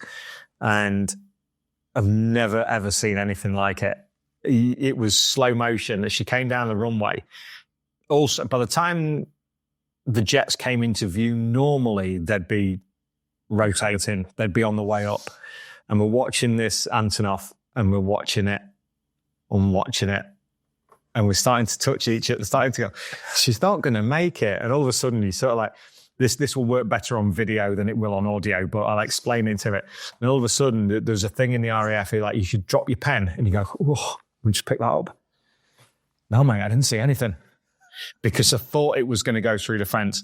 And what did she do? She picked her skirts up. She just hitched up her skirt over the fence and just went across the fields, and then gently came up. Never seen anything like it. So graceful. But then we had B-52s doing circuits. Concorde did circuits one night, which was ridiculous to see on full afterburners.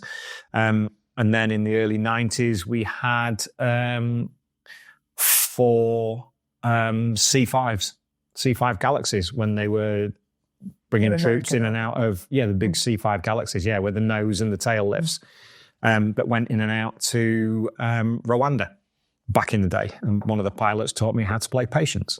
They're called Troy Yamaguchi. Amazing. I can't tell you what I did yesterday, but I know that he was the guy that taught me how to play Patience, which is crazy. They're the aircraft that I enjoyed, and worked with the Red Arrows as well at Scampton. So that was kind of cool. There's another reply in there from Simon Breeze, the great Simon Breeze. Thank you, mate. What was your role within the RAF, and how long did you serve for, and where? All that did you just... So all that one I just said, yeah. I did 7 years. I did 4 years at Brize Norton, 3 years at Cranwell. And I was an assistant air traffic controller by trade, but I was a flight planner by job. So that was my role in Her Majesty's Royal Air Force. Thanks, Neal. Thanks, Simon. Ashley Reed, question for both. Who's been the trickiest interview to date? Love the pod. Keep up the great work. Thanks, Ashley. Remy, I think. Remy last year was, for the first 10 minutes. Yeah, it was difficult. It was the one where I was suddenly gone, oh, here we go. Yeah. And the one overall that we've said before was Jack Miller. Yeah. And that was purely my fault, not his. You wouldn't do it again, would you? You'd interview him again. Oh, you wouldn't do it again. Quite happy. Yeah, I'm a different interviewer. I think he's a different man. And he's a different man than he was then. He was a bit cross at the point. But yeah, I would happily sit down with Jack Miller again, and he wouldn't know me from Adam. So I don't think it affected anything he ever did. It was just me. So thanks, Ashley. John Lofthouse, would either of you like to have a go at paragliding off the backside of Pendle Hill? Max Lofthouse will get you up. That's where he goes off. I would shit it. I genuinely would. Someone's just crashed a paraglider actually into Pendle. Brilliant. I hope it wasn't Max. I hope it wasn't Max. Yeah, that only happened last Good little rider in his own right. Yeah. So absolutely not after that. No. From a family of great riders. No. I probably People would think I was an albatross if I took off on one of Stop with the flat wingspan. Your wingspan. Gary Wood, when will Rob Mack be on? When he replies to my messages? I don't know. I don't think he's. I don't think he wants to. I don't think he wants to. No. Which is fine. Absolutely not a problem.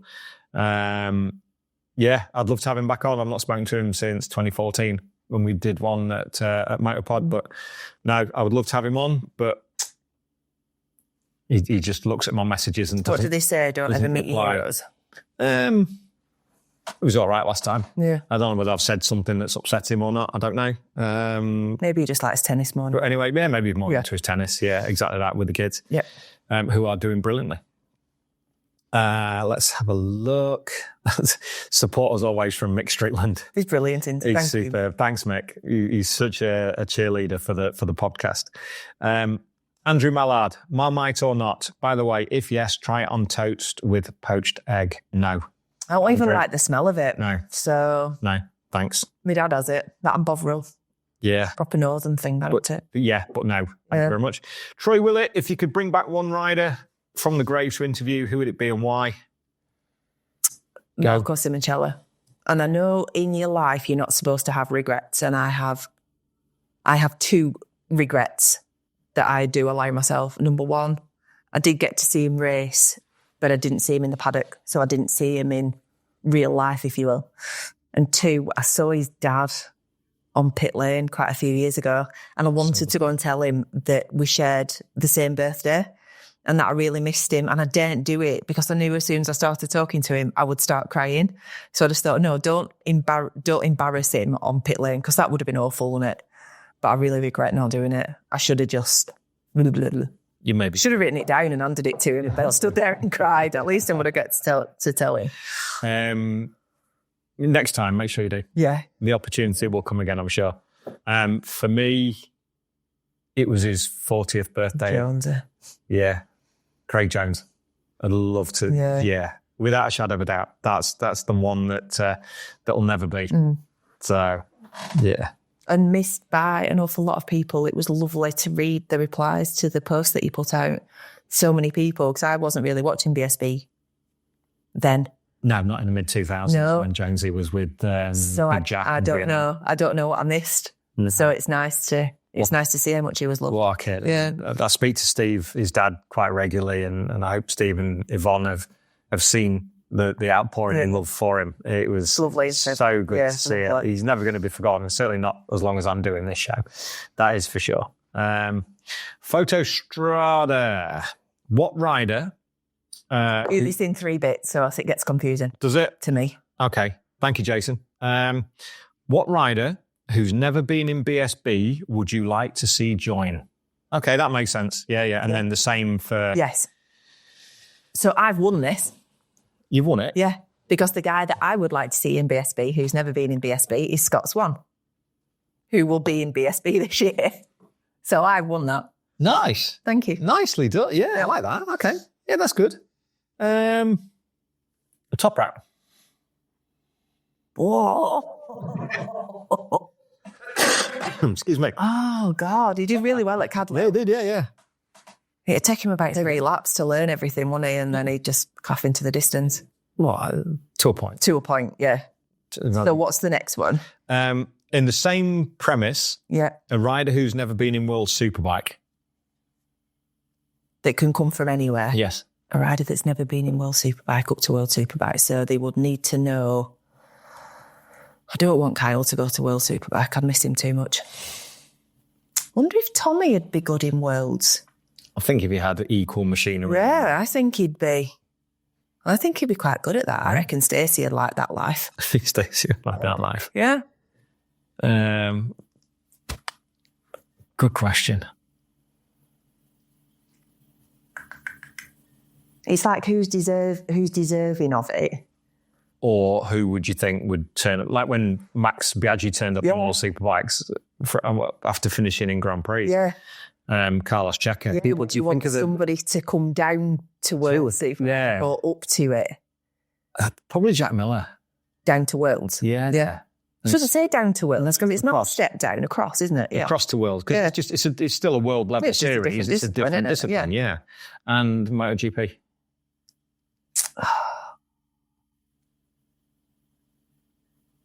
Oh my gosh. Who would I like to see in MotoGP? I don't want to see anybody in MotoGP because it was boring this year. But in terms of how you look at it, it would be a detriment to whatever series they had to leave, I think. Yeah. Because for me, it's Top Rack. Yeah, but then... But that's to the detriment of the old Superbike. Yes. And the relief of many riders, probably. I would like a Marco Simoncelli replacement in GP. I would like somebody to come in with that attitude that Marco had. Because he was such a free spirit, and I know he upset a lot of people. I mean, Danny Pedrosa. He upset everybody, basically, didn't he? Not on purpose. I don't think any of it was on purpose. I just think he was like a Labrador puppy on occasion. And he just got really excited and he really loved it. I would love to see somebody go in like that. So it wouldn't be their riding particularly. It'd be what they actually brought to the sport as a person, not as a rider. Yeah. Nicely put. Thank you. Yeah, you're welcome. Thanks, Jason. Interesting questions, that. Let us know in the comments who you'd like to see. Yeah, because it's hard. Yeah, it's hard. That's a difficult one. Is there any questions that you've had through so far that you can answer in your way? Stick it in the comments below. Let us know. I think that's a great question from Jason. I really like that. Matt Vasey. Where do you see the podcast this time next year? Hopefully still running.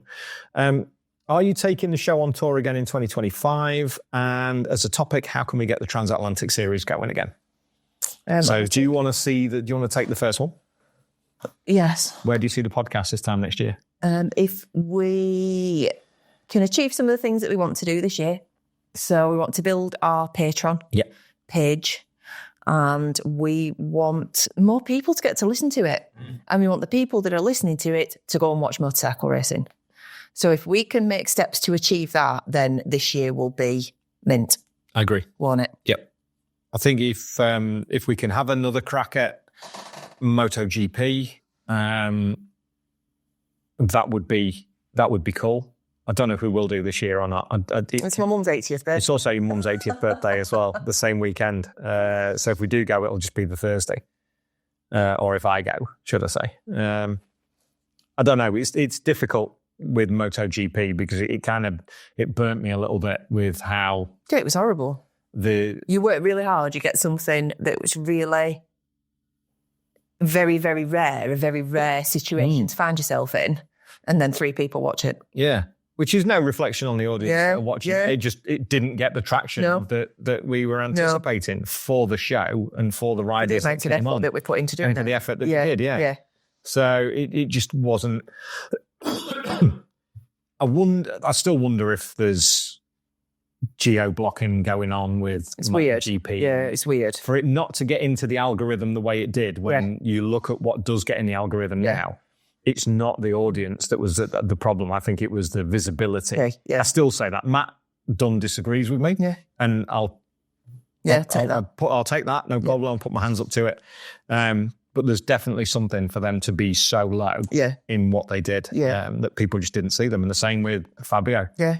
We had Fabio Di Gian Antonio on from Misano. It bombed. Yeah. So it's interesting one. But again, it's the same way, I guess, with any sport. When you look at BSB, you can get Brooksy on 14,000. You put Fraser Rogers on, you get 3.5. Yeah. You can see who the audience want, but you can't get them every week. because you not want to hear from them every week. And also the people that you want Stories aren't to... We have this issue with a lot of younger riders. So you would love to get sport class riders on to help them further their career. We can only do that by giving them an audience. And we can't get them an audience. It's true. So it's difficult, isn't it? Yeah. So what we're going to try and do this If year... you're just raising a profile, if you do it for one, you have to do it for You have more. to do it for everybody. If they've got a story to tell, that's fine. But when you get people getting in touch, and rightly so, because it's an outlet. Yeah. Can we have so-and-so on the podcast? We need to raise their profile. Yeah. What are you going to tell us? What are you going to share? Yeah. What are you going to... Yeah. How? What's the profile? Yeah. What's the story? What's the angle? Yeah. What do our viewers gain from it? Yeah. Because when they're watching the older riders, they're gaining stories like that. Tales, isn't it? It's not just an advertising board for a young rider who's looking for sponsorship and trying to make their way in the sport, which they all are. Yeah. And it's getting harder and harder than ever before. But once you do it for one, you do it for everybody. you have to do it for everybody. I've got neither the time or the inclination to do that. Yeah. Because it's not fair on the rest of them. And that's not what our audience want. If somebody's got a story, then great. Then we can work on it. But that's always a difficult one. I think that answers one of the questions further up. Are we taking the show on tour again in 2025? Well, we spoke earlier on about 2 chat shows. The 2 chat shows with Full Throttle Promotions and the Northwest with Carl Wright. And don't know who we're talking to at the Northwest yet. But yeah, we'd love to do an off-track live show. We spoke about it on the live show at the end of the year, didn't we? We were looking at ways and means of doing it, but the effort that it takes to put these chat shows on, and the time and the effort it takes, and to do one of these shows a week, we haven't got I haven't got the time and the wherewithal to do it. And there's an outlay of expense first. Yeah. To be able to do it. And we don't have a lot of money as a podcast to be able to do that. We can't be throwing 500 quid here, there and everywhere when that's... Yeah. How we get to places. That's how we get to Northwest 200. Yeah. What I would like to do is more of the competitions, though. Yeah, we'll do more competitions, certainly for the patrons, and we'll do a couple of general ones as well for BSB tickets. I'm sure we can work those out with a couple of teams who will help us out, maybe a bit of hospitality, that kind of thing. So there'll be plenty coming this year that we can talk through without a shadow of a doubt. I don't know about the transatlantic. How can we get the transatlantic series going again? It wouldn't be the same anyway. Is it a race of champions kind of thing? As we spoke to Reg about this, the transatlantic trophy, you'd have Barry Sheen, you'd have Roger Marshall, it'd be Roger Burnett, Ron Haslam against Randy Mola, Ken Is it a race of champions? Pretty much. Yeah. Freddie Spencer and Mike Baldwin, Steve Baker. So is it a league? Is it a season? It used to go. It was over like an Easter weekend. Okay. Friday there'd be one place, Saturday there'd be another, Sunday there'd be another, and it was accumulated points. Yeah. But you can't get the Americans across now. Whereas the American riders that would have been doing the transatlantic are in Europe anyway, doing the GP series. Yeah. So they get X amount of money starting. Right, so I can answer this question really easily then. How can we get the transatlantic series going again? We can't. We can find a multimillionaire who'll pay people to come and race. But you're not going to get the same level of people. Kenny Roberts was world champion. Randy Mamola was... So we haven't got the people. No. If you want to bring across the lads from Moto America, fair enough, but they're not... Good enough. Well, they're not the draw that Freddie was, Mark Baldwin was, and people who were world champions against our own British champions and our own homemade heroes. So you could do... The way the sport just doesn't work like that. So you could do a European one, but that's basically what we're doing now. That's racing. It's racing, That's racing today, bringing when like Tito Rabat comes in and people like that into BSB. That's as close as you're going to get. So it's never going to happen. It's not going to happen. It was of its time. Yeah, that's true. It's something else that was of its time, sadly. So lucky people that got to see it. Exactly right. Yeah, to see all that talent on track at the same time was beyond belief. Ed Turrell. Would be really interested to know, apart from GP2, what is it that holds Brits back from making real headway in MotoGP and the GP paddock in general? We spoke about this morning, didn't we? Money and opportunity. Opportunity is opportunity in practice. That's what we were talking about. That was for the younger riders. Yeah, that's down to opportunity and practice. But in terms of holding riders back, and this is this is no slight on Jake or Sam. You have riders coming through Moto2 that are finishing top 3 week in, week out, winning the championship and then buggering off to MotoGP. Yeah. Your Pedro Acostas of this world, Augusto Fernandez, people like that. Brad Binder, Remy when he had his chance.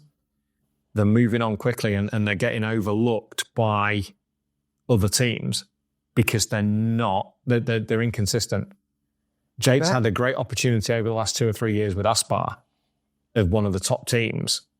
Do you think that's been his best opportunity, or is it going? Yeah, I think that was. I don't know what the potential is with Mark VDS moving to the Boscoscuro chassis if they have done, which I think they are.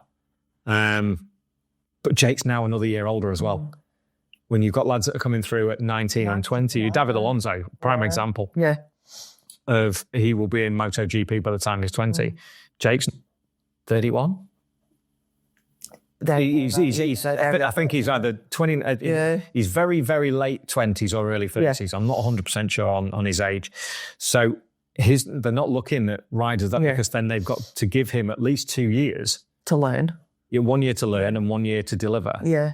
And you're not going to get that in MotoGP these days. And the same with Scott Ogden that's come through Moto3, 5 seasons. Most people are taking 2. So year to learn, year to win it, or at least challenge, move on. Year to learn, year to challenge, move on. So you're getting this conveyor belt of Europeans because that's where... And there's also a lot of them, aren't there? That's where the opportunity and the practice is. And the weather. Because we don't have the weather for it. So they can be out all times of the year and the circuits that they have. Yeah. We just don't have that. And as Julian Ryder said, it's not MSVR's job to produce the next British Grand Prix rider. Yeah. It's not their job. Yeah. And with sponsorship and everything being as difficult as it is, more and more as the years go by, when you're at the moment funding somebody's hobby that will turn into a career, it's a fine balance. Yes. So it's difficult. So there's a few things, sadly. It's a difficult list of things. A difficult list. Yeah. But once Jake steps back from Moto2, which I think it depends on how he gets on this year, whether he decides to go to World Superbike or if he has another season with Mark VDS. It's up then to Scott to step up. Yeah. You've got a couple of years before Eddie steps up from Moto3. Mm-hmm. I think I cannot see somebody waltzing in at this point where our next MotoGP rider comes in because we don't know Eddie's level. We don't know Scott's level. Yeah. Jake is unlikely now to go to MotoGP because of his age. Yeah. And your Casey O'Gorman's coming through. Is he going to get to Grand Prix?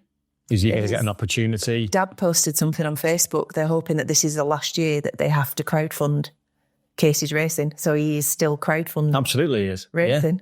Yeah. And he's out in Spain with Monlau. Yeah.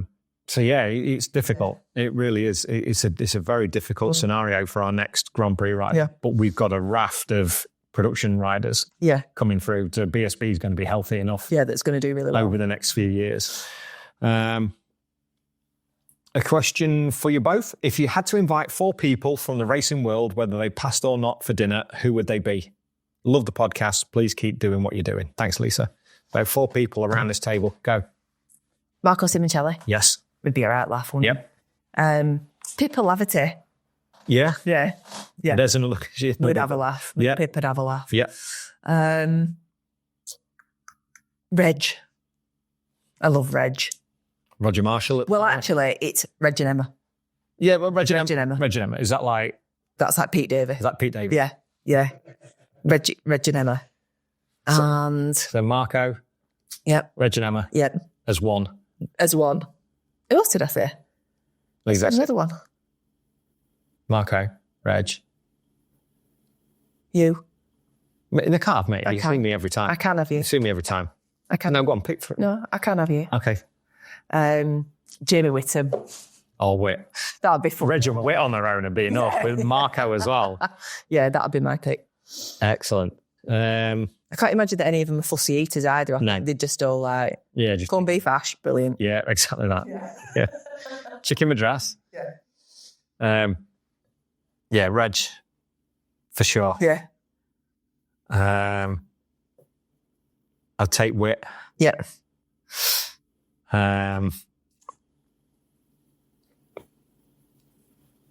David Jeffries. Yeah. And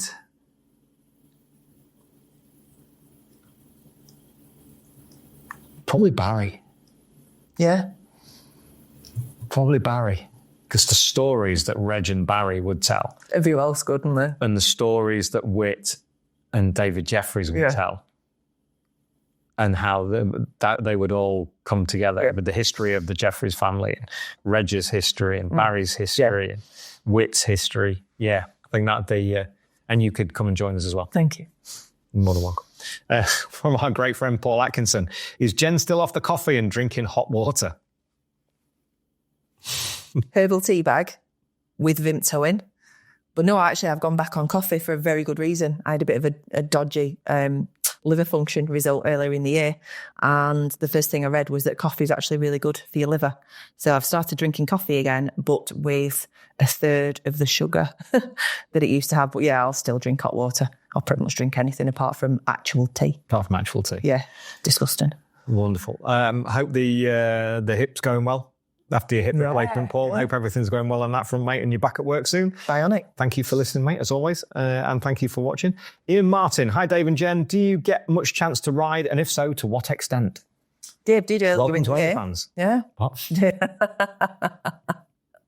The last time I rode, it was an Aprilia RS125, which is the most ridiculous bike to have your first actual bike ride on when you're 6'1". My knees were under my chin and I nearly crashed into a wall, so I didn't do it after that. No, I didn't. And then I went and did my CBT, which the guy told me off for finger braking like Lorenzo, because that was the only time I'd ever seen anybody brake like that. I'd only ever watched racing. So I was braking with one finger and I got done. You to use all got done. when you're doing that. So I can ride, but I don't. And then that answers a question from earlier in this year with the Triumphs and the Ducatis. So, yeah, not as much. Oh, and also flat track. Yeah, flat track. With I'm a really, really good backpack, though. With our great friend Steve. Very well-behaved backpack. You are. The flat track's good. We do that once a month through the winter. That's entertaining. Up at Boasty's place at Glentham at Champions Flat Track School. Dave uses it as a really good excuse to not do any exercise for about 2 months after his Because I can't move. Because I'm old and slow. Mind you, the list that we've got, as this show goes out, actually, it's Flat Track Day. The 29th of January. No, this will be late going out. So, yeah, because I'll be putting it out just before we go out onto Boasty's little barn. But Dom's doing it. Lee Johnston's doing it. I can't remember if it's Ben or Tom Birchall's doing it.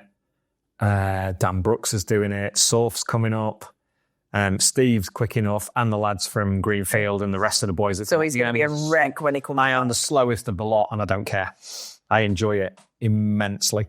Elliot Earl, friend of the show, friend of ours. Elliot, thank you for your question. What is your favourite race meeting of the year that you attend, and why? Donington Park with you.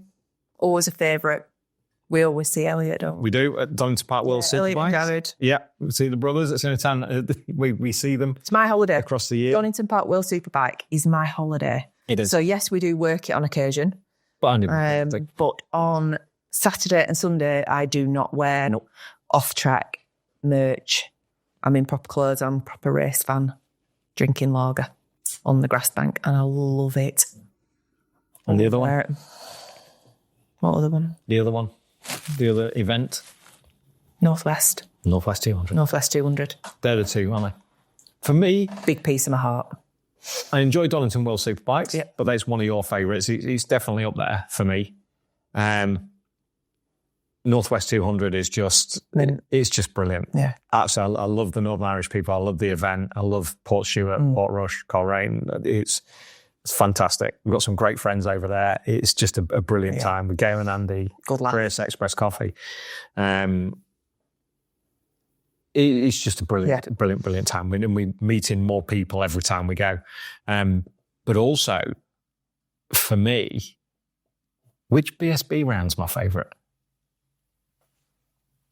Which BSB round? I have a particular BSB round that I absolutely adore for many, many reasons.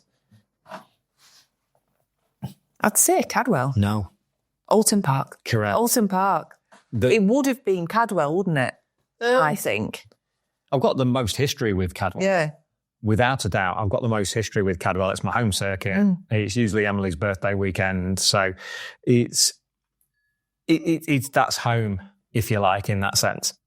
But Alton Park, in the middle of September, where you get great sunsets, there's usually migrating birds at the sunset at the same time, and you're walking up the avenue to get out, and the sun's dead in front of you, and you can't see a thing. As the sun shines straight down from the gate, from Chequers, and just the atmosphere, the championships starting to build up, everything starts to ramp up. There's always some kind of drama at the Alton Park round, the second Alton Park round. We've got some great pictures of sunsets like that one. I don't know whether you'll be able to see that or not. That's one of my favourite photos from this year. Last year. So, and that's what you get. Amazing. And the whole atmosphere is, it's the last time we go there for the year. You've been there for the test. You've been there for the first round. The riders have done it as well, like a test and a round. It's the first place I think we go back to. Yeah, so they're like a bit balls out. So they're happy with it, and it's not a bank holiday weekend. And then from Sunday lunchtime, it's like bang, bang, bang, bang, bang, all the way through it. So I just love the feeling. I think it's an hour and a half to get home. Yeah, the closest round that we have. So for me, Northwest 200, Alton Park, Donington Worlds. Yeah. We will get to the end of it. This has been going on for ages. Baz Napierski. There are a few club racers heading to BSB paddock this year. Be good to hear their story. Also, a bit of promotion for them wouldn't go amiss. Baz will refer you to what we spoke about just 5 minutes ago. What we'll try and do is catch hold of some of them, and even if we can get 10 minutes, we can put them out as shorts. Yes. Can't we? And then Absolutely. at least they get some. They get some coverage. Get some coverage. We'll help them out where we can. Scott Ball, when's Brent Gladwin next podcast out? He's definitely got more stories to tell. Oh, there's no doubt. He keeps sending them to Dave. He keeps sending them to me, with photographic evidence most of the time. They're all on my WhatsApp, which you're not going to see. We will get him on again before the season starts. We'll go back over to Stouff in Sheffield and we'll sit down with Brent. We've still got the 10 years of BSB to catch up on yet. So there's a lot to do with Brent at this point in time, but we'll let that one settle a bit first. We'll get some of the mechanics on. We'll get Hodgie and Keith and a couple of others on, and then we'll get back to see Brent as soon as we can, and Spike Edwards as well, which a lot of people are asking for, and Julian Ryder. Yeah. Jules, people wanting Jules back on as well. So we'll do our best to have him on as soon as we can, Scott. Thank you, mate. It's Chris Withy. You obviously have contacts in almost every paddock in the world. Is there anyone that you'd love to have on the pod that you don't have a route to invite for?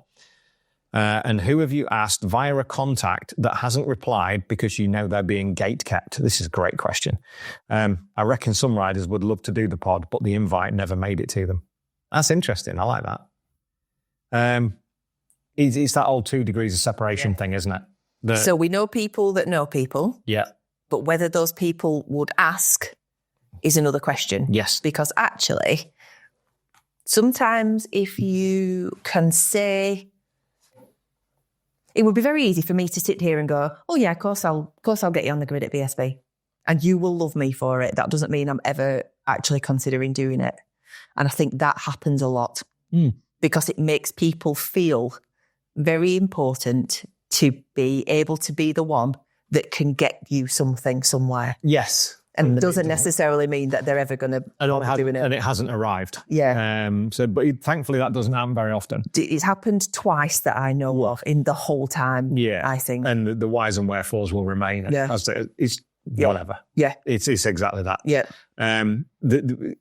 It's the age-old thing of if you want a job doing, do it yourself. Do it yourself. So it's up to me or to Jennifer to go, okay, and actually follow it up. There's no point relying on other people. No, not at all. Unless you trust them enough that they will do it. It's trying to ask it as a favour of someone. Yeah. It's just not right. No, it's not. It's not. So if, for example, Valentino Rossi, I'd speak to Paul Beltran at VR46, who helped us with Digi, that's the way in. But it might stop there. But that's maybe as far as it will go. We've said this before. Yeah. We asked through the year for Pecco through his team's press officer. But they are so very clear with their answer. Absolutely they are. And that but is so what much easier for us. No, we've asked. No, not a clue. So some are gate kept, especially MotoGP. Yeah. They are incredibly well gate kept because the world's press want hold of them. People put their requests in very early in the season, and sometimes it'll be Brno or it'll be Misano or wherever you go to later in the year that they get to speak to them. They have to wait 6, 8, 9 months. You can't get accreditation on a month before MotoGP and expect to speak to Pecco, Jorge Martin, people like at the top 5, if you like. No, sorry, they're fully booked. Yeah. If you're doing it properly. If you're doing it, yes, there are back doors, but that's not something we want to go down the route of because that stops you getting further in We the would future. love to talk to Scott Redding. I'd love to have Scott on, and I know of at least 2 people who have actually asked him outright on our behalf, not close together. One was probably the middle of last year and one was the end of last year. And he's not allowed. He's not. He's aware of us. He knows what we do. And I would hope that when he does, then he'll give us the opportunity. Yeah. And also it's knowing that we're not going to throw them under the bus. There are certain things that you can't ask and certain things that you can. So, there are 1 or 2 that are gate kept, but there's obvious reasons for that. Yeah. It's an interesting question. Thanks, Chris. We're getting to the end of them slowly but surely. This has been a fabulous response. Simon Breeze, once again, do you have a self-imposed... You're going to love this. I'm going to chuck something at Dave's head. Do you have a self-imposed rule in order not to be constantly glued to social media? So, in essence, do you set a curfew to try to maintain a work-life balance during the normal working week? First off, there isn't a normal working week doing this. There isn't a normal anything doing this. No. I'm going to tell you a little tale. Please carry on. The middle of last year, I threatened to buy Dave a new phone cover with his own face on it because I get to see it that little. You were at the time. I was at the time. It was too much. Because it is so difficult. Sorry, I don't want to hurt your feelings, so I'm just stroking you instead. No, it's really, really hard because social media works by responding to people. Engagement. So you talk to us, we talk to you, social media goes, we'll show you to more people. So we're not... And this also feels courteous. So to interrupt, it also feels courteous because people are taking time out of their day to ask us a question and talk. But I'm around all day and it's normally when they finish work, when you finished work. Yeah. And so there's a crossover time. Yeah, there's a real super bad crossover time. And it's sort of like 5:30 to 7:30. Yeah. Usually. Yeah. Somebody's watched a podcast or a message comes through, but you always feel, I'm always obliged to reply. Well, you're not obliged to reply at all. You choose to reply. Choose to reply. And it's courtesy. Yeah. This is what I said about courtesy. I need to choose. Excuse me. I'm getting better at choosing my times.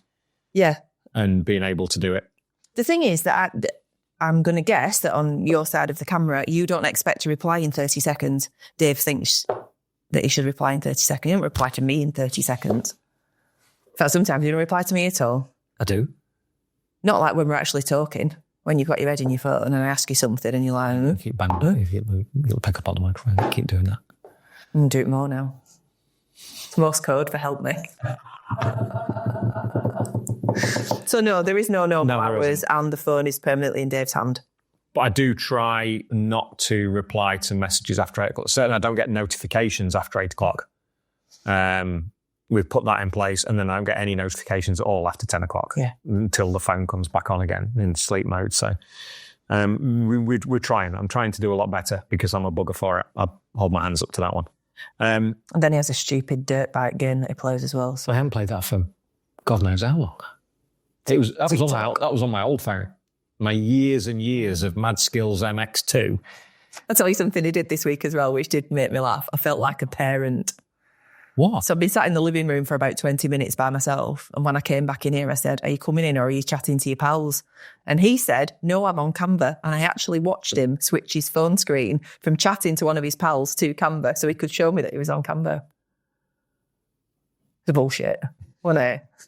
I was. I was meant to be on Canva. You were meant to be on Canva. But at that point, I wasn't. Yeah. So no, Simon, it is difficult. Yeah. Because it's difficult. It's simple. It's just difficult. It's just difficult. And such an integral part.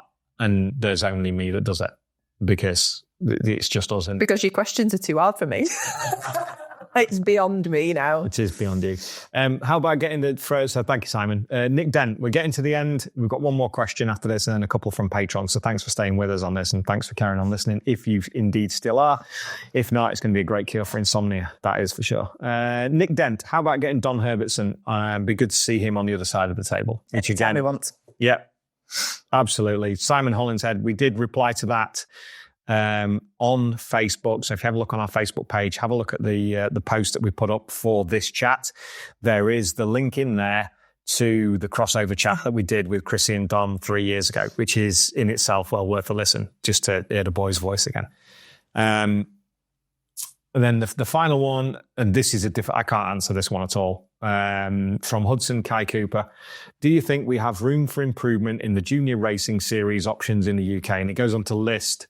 And how many are there in the list? There's Minimoto Mini GP, Minimoto 90, 110, 160, 190, Fab Racing, Minimoto 50, 70, FIM Mini GP UK 160, 190, Route to FIM Mini GP World Title, 17-inch Free Tech Endurance, ACU 125 lightweights, Bemsy, ACU Team Green Kawasaki RNG Talent Cup, Kawasaki Super Teens. What more do you want? What more do you want? It's all expensive. Yeah. It is all expensive. And whether it's actually worth all those people getting together and going, could we create something that covers it all? Yeah. We just need one series. Yeah. So there's less people that they need to run it. Yeah. There's more people paying into the circuits that they need. Yeah. So I think bring all that together. Yeah, Don't add another load. No, because they're all different championships. There's a really good word for it, not conglomerate. That'll do. That kind of thing. What's the word in English? I learned that this week. If you ever forget your words, which I do an awful lot, sit there and go, I can't think of the word in English, and then just carry on. It's just people just be like, huh? Yeah, no, I don't know the junior classes well enough to have an opinion on that at all. Consolidate. That's the word I'm looking for. Yeah, maybe some kind of consolidation, but yeah, I don't know junior racing in any way, shape, or form. Unfortunately. So the last ones now, crikey, are our patrons.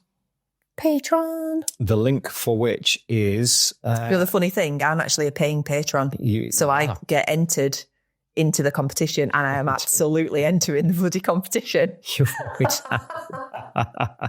Oh, that's the thing, actually. If you're a Superbike member of Patreon, you get one entry. If you're a World Superbike level patron, you get 2 entries. And if you're MotoGP level, you get 3 entries. So just... Pays your money, takes choice. Pays your money, takes choice. Oh, have we got someone there as well? Blimey. Is Maggie on there? 2 comments. No, she didn't get that far. Maggie, it's not live. We should have sent you a message and told you. Yeah, we did. Mark, BSB Not, he was expecting it to be a live show, which unfortunately it's not. No. We're on for a couple of hours nearly now, aren't we? Yeah. Good grief. So we need to speed it up because everybody's going to be. They're going to be bored fartless of this, aren't they? No, they've asked the questions. Oh, yeah, true, yeah. People wait and support. Hopefully not. Hopefully the questions have been answered as well as possible. Phil Mayhew, just one question that he's put in, because obviously he posted on Facebook as well. You're in the competition, Phil. And he will be in the competition if he can make it. I also wondered, what has been the most memorable guest of 2024 and who was the one that you were most nervous about beforehand? I'm nervous about them all, always. Because I don't know them. No, not all of them. I know a couple of them well enough to not be nervous about it. But the majority of them I don't know well enough to not be nervous. And I also don't want to show Dave up by asking something stupid or doing something stupid. So I spend a lot of time sitting twitching while Dave's doing the recording. Most memorable guest.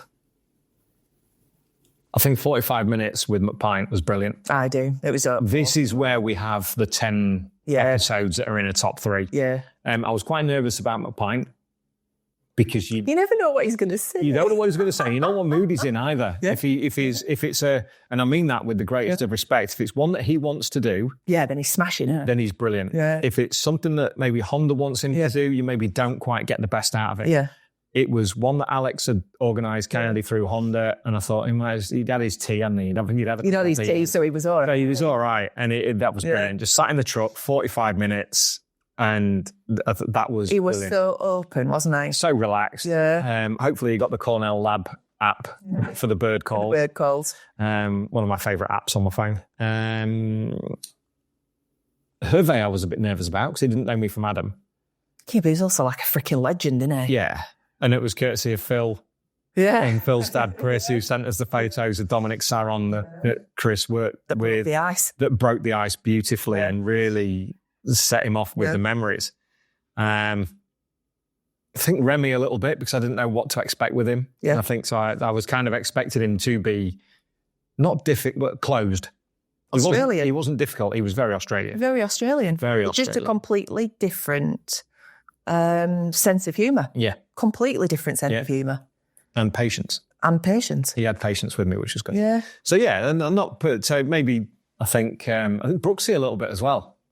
Brooksy just makes you nervous anyway. He just looks at you and makes you nervous, Brooksy. But he was brilliant. That's because he watches you. Actually gives you eye contact while he's talking to you, which we're not used to that. No, we're not. As a race now, as the social aspect, people like looking down and things like that.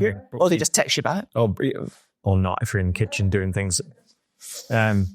But no, he holds your gaze and it is brilliant. And I thoroughly enjoyed that chat with him. Hopefully we'll get a chance to do it again. He enjoyed it as well. Yeah, he did. The feedback we got was that Josh enjoyed it as well. Thank you, Phil. And finally, Craig Lowe. He asked this question of the mechanics. Which event or moment of 2024 would you like to experience through the rider's eyes? I know my answer to this one. Go on then. You first. I can't think of one, so you go. You and Kyle or Tommy? On the last corner. Just on the last race. Just on the whole last race. Yeah. No, I feel like it's... Or Davey in the senior. Yeah, probably Davey in the senior is a really good one. No, it's going to be somebody who jumped on a super bike for the first time or jumped on a bike for the first time and it was better than they thought it was going to be. So who started off the season on a new bike that did really well last year? That's a good question, isn't it? Max Cook at Snetterton. Max Cook at Thruxton. Max Cook at Thruxton. That's what I would choose. His first podium. Because how frigging awesome with that. That would be my pick. Yeah. That would be a situation that he'd never found himself in before. Yeah. And it was unexpected. Yeah. And he bloody deserved it. So that's my pick. Perfect. I also really like Max. Nicely done. I like Max very much. Him and Jason and him and Christian and Darren are going to be good fun on that competition. What does growth look like in 2025 for Off Track as a whole? Brand, podcast, events, collaborations, more merchandise, lots of time at the gym. I don't know. We're open to collaborations for sure. Guests old and new. We'll be revisiting old guests. We'll be bringing in new guests. We're going to have to go back over. We're going to run out. We're going to run out of people at some point.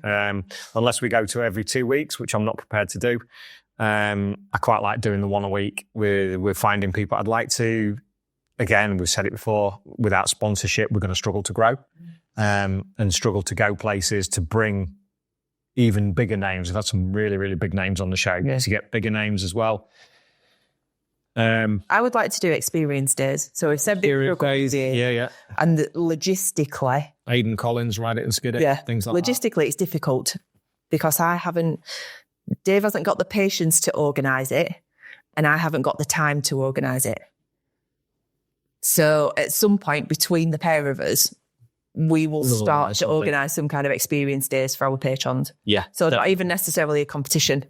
It might just be, if you are a patron, you are welcome to come and join us at this event. Yeah. That for me would be growth. Our great mate Steve Day of BSB MotoGP commentary fame and one of my closest friends in the paddock is a patron. As many of you are. Thank you very much. Thank you.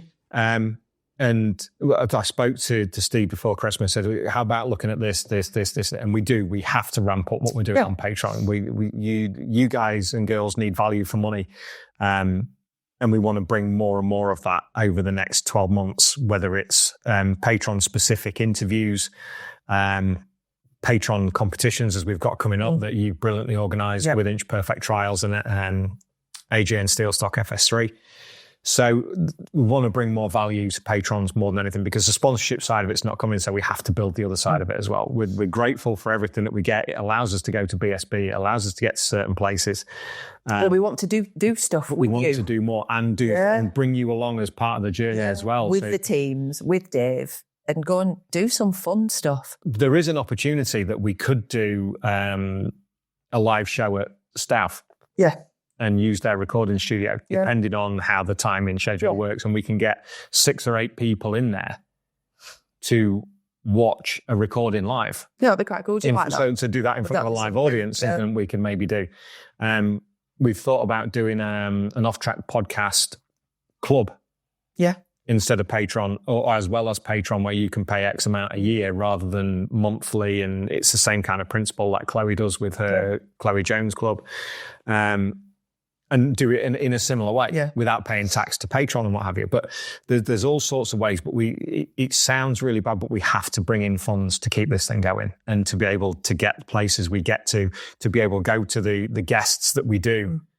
Otherwise, they'd all be done remotely and I'd be clocking in and out and working shifts again, which if it comes to that at some point, then the podcast will continue, but not in the form that it is. But we've got great support from Tom Large and the team at Graft, who I work for. But the actual podcast itself supports itself technically now, which is exactly what we aim for. It's what we aim for. It's self-sufficient. We can do the odd beer. We can do BSB. That's down to you, the listeners and the viewers, and for the level of guests that we get on. So just put the YouTube video on on constant repeat, and don't skip the ads, because it helps. It helps massively. It's not a begging thing, but it's just realistic. It's fact. It's fact. It's how life is these days with podcasts, and the same for every podcast out there. Whichever one's a motorcycle racing, we all are facing the same challenges and doing the same sort of thing. We have got a competition. We have got a conversation to have very soon about merchandise. Yes, we have. We have tickled the logo a little bit. The logo initially was done by Hammy, HMY Customs, which is brilliant. We absolutely love it. But because it's square, it doesn't transfer to merchandise very well, the way that we would hope. So we're kind of moving the helmet to one side, the off track. It's becoming rectangular rather than square. So then we can do key fobs, we can do water bottles, we can do. So it's coming. I just haven't had the chance to just have the conversation yet to Neal. Super grateful for what Hammy's done over the years. He's stepped away from that side of the business now because he's concentrating on his role at Moto Rapido. Yeah. So we are open to, especially the water bottles and the mugs. And that side of things. Apparel, I don't know how many people are interested in that. Let us know in the comments below if you'd be interested in that. Bob hats, when the weather gets colder or it gets warmer. Baseball caps. Baseball cap. Yeah. There's all sorts that we can do. But mugs with off-track in black and that kind of thing, the new logo will lend. What we don't want to do is buy 100 and then nobody buys them. And then nobody buys them. Because our house is far too small. It really is. Our little cottage, we can't really stock anything here, can we? Because it'll just get... No, and I don't need another job either. No. We've got enough on with everything else that we've got. What was that? It was only the... what's the last bit? The last bit. How does 2025 become the best season ever in your eyes from a racing point of view? Oh, just everybody goes out and absolutely spanks it everywhere. Goes out and bosses it. Yeah. And comes home safe. And it don't rain much. Yeah, BSB was a little rainy this year. It was a little rainy this year. It was a little bit rainy. Yeah, we don't need that. No. But we've got plenty to look forward to. I'm excited for the season. And this has been 2 hours and a bit in terms of, when do they go dark? Is that just because it's gone dark outside? Because it's dark outside, that's why. We have to lighten that off as we go. But, that's been brilliant. I thoroughly enjoyed it. It's a nice little catch-up. Thank you, Jennifer, for being on the show. Most welcome. It's been a while since you've been on. Probably a while since you need me next time. We've got a few booked in, but there's always. Oh, I just need to tell you something very quickly. Really? Metabolics. Go for it. I went and had some metabolics testing courtesy of Brad Howell at the Mad Academy on Instagram. Athletic development. Motorcycle athletic development, which is not me. I am not motorcycle or athletic. But development-wise, my good Lord, for anybody that's doing any kind of fitness, I learned something so important. If you don't know your end point where you cannot push any further, you are not training hard enough. Because ever since I've had the metabolics testing done, as I've gone in the gym afterwards, I have pushed maybe twice as hard as I have done, because I know full well that I don't feel like as knackered as I did. So I'm waiting for my report to come through, which I will come on and tell you about it if anybody's bothered. And for the people that have had it done, well done. How hard is it? I thought I was going to pass out at the end. I looked like crap, didn't I? Having your mask on while you're doing the oxygen mask while you're on the watt bike. But I did really well. I did an awful lot better than I thought I did. Superior athlete. Superior athlete. You did very well. I'm very proud of it. I think somebody was pushing the pedals around at the end. Oh, man, it is hard. If you've ever seen Scott Redding doing it, Charlie Nesbitt makes it look easy. Yeah. I mean, I didn't think for a second it was going to be easy. There's quite a few of the boys and girls have done it. Amy Elliott was there at the. She was there a couple of days ago, wasn't she? Yeah. There's quite a few of the BSB paddock that Brad looks after with Reese. Incredible. Absolutely incredible. Formula Fitness at Nottingley. So I did really well on the first bit. You have headphones on, you have a nose clip on, and you have to lie back and relax. The first 10 minutes. Let's find your resting heartbeat. Okay. I did have a tiny little nap in the middle of it. Incredible. Super chilled out. So I will let you know about the results. Sure thing. Of that. Because I now have a tiny, tiny understanding of the fitness of the lads that have done. Oh, man. It was... that's exactly what it was. Horrible. And I'm also never riding a bike with a race seat on it. You did brilliantly well. I was so proud of you. But no, thank you, Brad. Yeah, thanks, Brad. And to Reese as well. Thanks, boys. I hope you enjoyed that. That's been something a little bit different. We haven't done this very often. Good questions. But you're brilliant questions. Yeah. Thanks to everybody who sent questions in. If you've enjoyed this, we'll do another one later in the year. Shorter. A little bit shorter. Maybe we could keep the questions and spread them out. Yeah, spread them out a little bit. We got all the questions in. I wasn't expecting quite that level of response, which is brilliant. So thank you to everybody on the Facebook page for putting your questions in, and to our patrons as well. The link for which is in the description below. Have a look at the description, click more. All the links are in there. Social media links, personal, off-track, merchandise. Chris at RidinGraphics, who's helped us with the thumbnails, which we're super grateful for. Yeah, mega. Thanks, Chris. I think that's about it. Patreon, all those. Yeah. Good luck with the competition. Yes, Patreon is important. You need to be a Patreon member to be able to take part in the Inch Perfect Trials competition that we're looking forward to running. That will be out now, as we've said on this episode. It came out last Friday. You have to be a paying Patreon member. And it doesn't matter if you've only been there for 5 minutes or for 12 months, as it's been open for now. 1 entry at $5, 2 entries for $7.99, 3 entries at $9.99. They're the 3 tiers that we have. Tier 1, you get early access to the show. Tier 2, you get early access to the show and the chance of asking questions of the guest. Tier 3 is the same as Tier 2, but you throw in £2 in for a coffee as well. So whichever tier you choose, whatever your budget is, thank you very much. It'd be great to have you on board. And thank you to the patrons that have been there already and continue to do so, because they're a massive help. And we're super grateful for it. Super grateful. Is that it? Tea time. Is it tea time now? Yeah. For you southern people, that's dinner time. Sorry. But that was midday, was dinner time. That's going to cause problems. Oh, stop. Breakfast, dinner and tea. Breakfast, dinner and tea. And milk in last in a cup of tea. Don't drink tea. Don't care. Let's leave it at that. Let's go and see the football results. Yeah. Let's see if the Blades won.